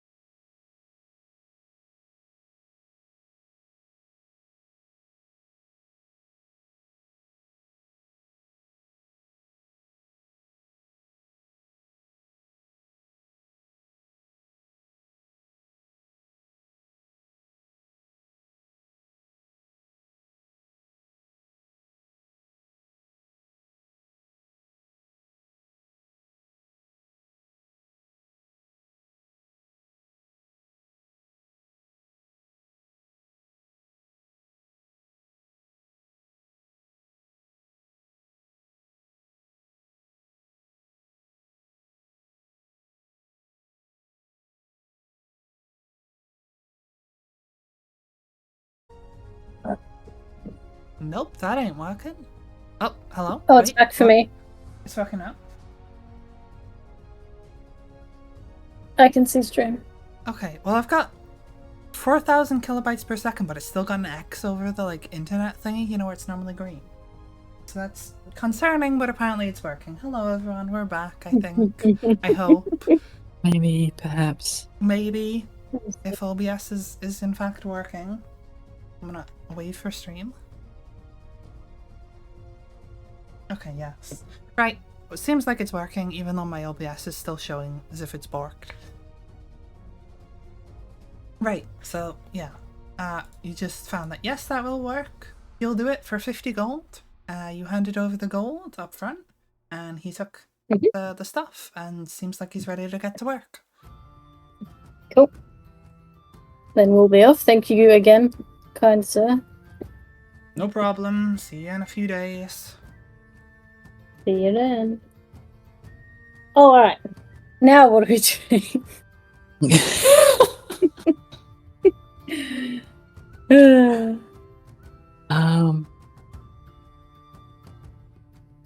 I guess we talked to Lady Fear about trying to set up some sort Yeah. of interview with Sir Cole or meeting with Sir Cole. Yep. Let's head back to Lady Fears then. Okie dokie. So you head back up and go visit Lady Fia. She seems to have returned from the academy. I was going to at this say, point. is she not at the academy? Yeah, she seems to have come back now after you've been around and done some of your business. She's gone back home. You knock on the door and she answers and is like, "Oh, hello, you're back. I trust you had some luck following various leads." And then Faye's gonna elbows a little. Tommy! Yes. Sorry. Hey. He was asleep. He was asleep. Not quite. Not yet. Oh, okay. No, my This- sleep's kind of fucked. I'll be honest. Oh, okay. Sorry. You wanted Uh, to talk to Lady Fear about setting up Yes, the about thing with setting up Sir a Cole. Yeah. So we don't really know a whole lot about Cole and his possible involvement. Goodbye, TK. Okay.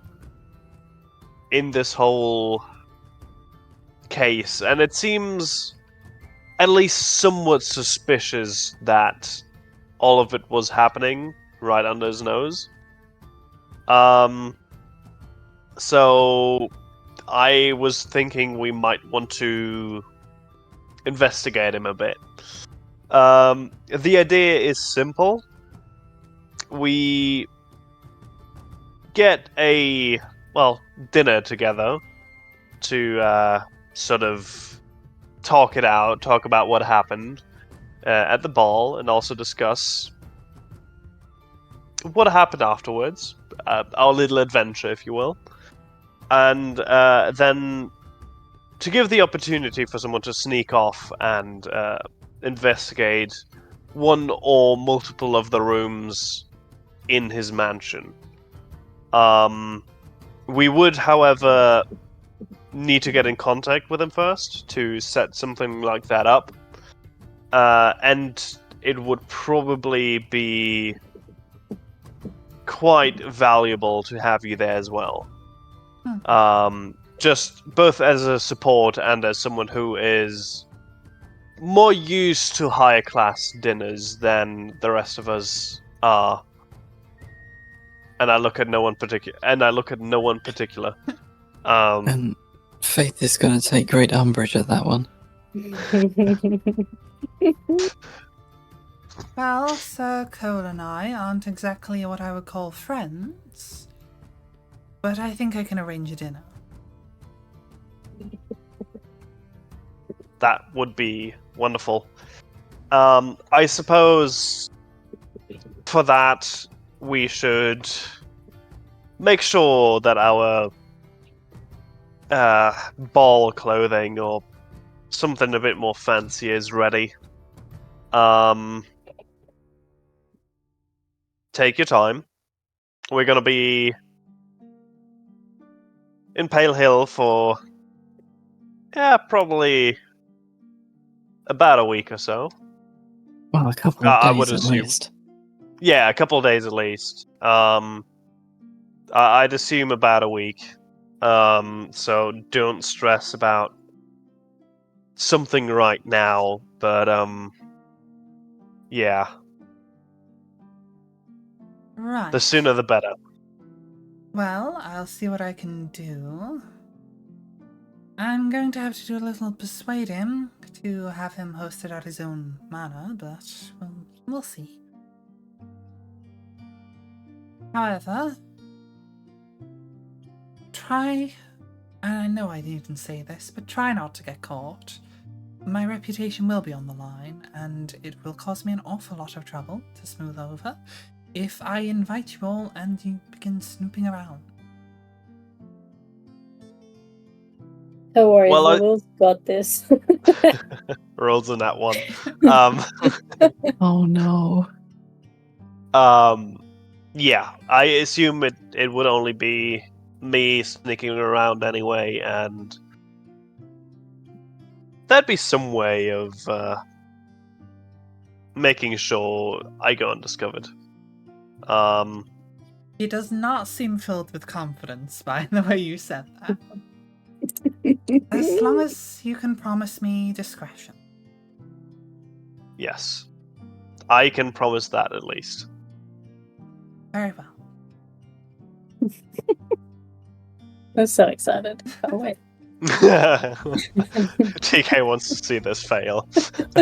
Just I go actually up and don't, but I also just know. It's gonna- It's like the whole at the start, like the pretending to be one of the owners and like buying them off with a beer. Yeah. It's like I really want to see that, but also it's not gonna end well. Oh dear. Because you are a businessman with a business plan, remember? Oh god damn it!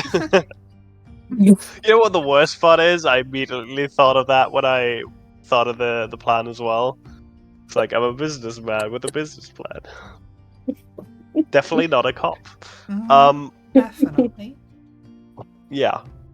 Well, I am. I'm not a cop. You're cop adjacent.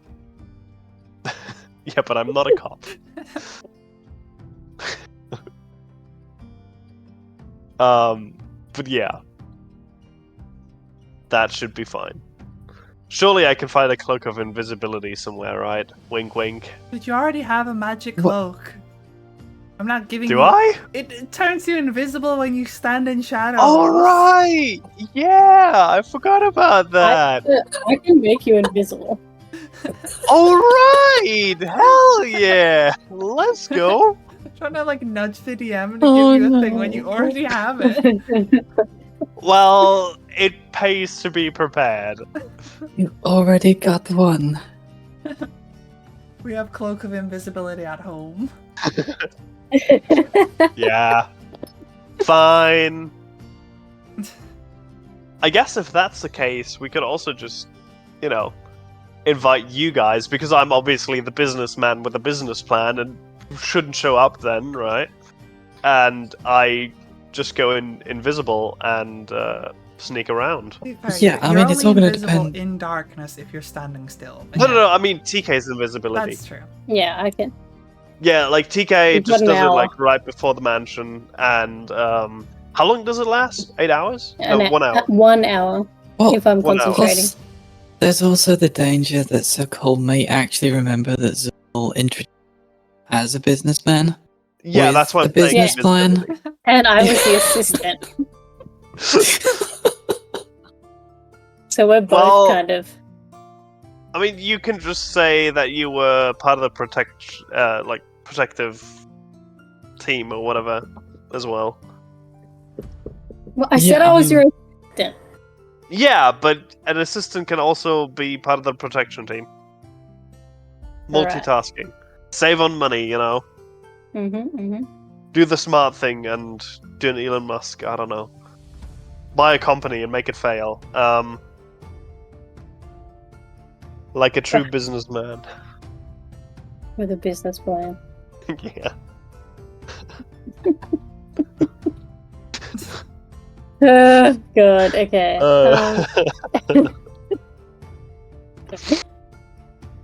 Yeah. Yeah, okay. Yep. Yep, Fia has so much faith in you. Oh, I mean, it's fine. I guess I'm gonna be the distraction. I'm assuming. Oh, Yes. It no. does seem that way. Are you gonna seduce him? I mean, I'm not planning on. I was thinking about just eating at dinner, but apparently I've got to hump him. So okay. I No, don't know, that you made don't it sound have like you were to. gonna try and flirt with him. I mean, I managed to flirt with the last guy at the ball without actually doing anything with him. Yeah, and that was very uncomfortable for me to roleplay. I regret I my remember choices that. with that guy. No more uncomfortable than it was for me being the one actually trying. Yeah. Oh, Good no. times, good times. Right. Well, since I think, what else do you have left? You have waiting for the dude to make your thing. You have visiting Sir Cole, which needs to be set up, and the other stuff kind of requires you to leave town. Is there anything that Yeah. needs doing in town?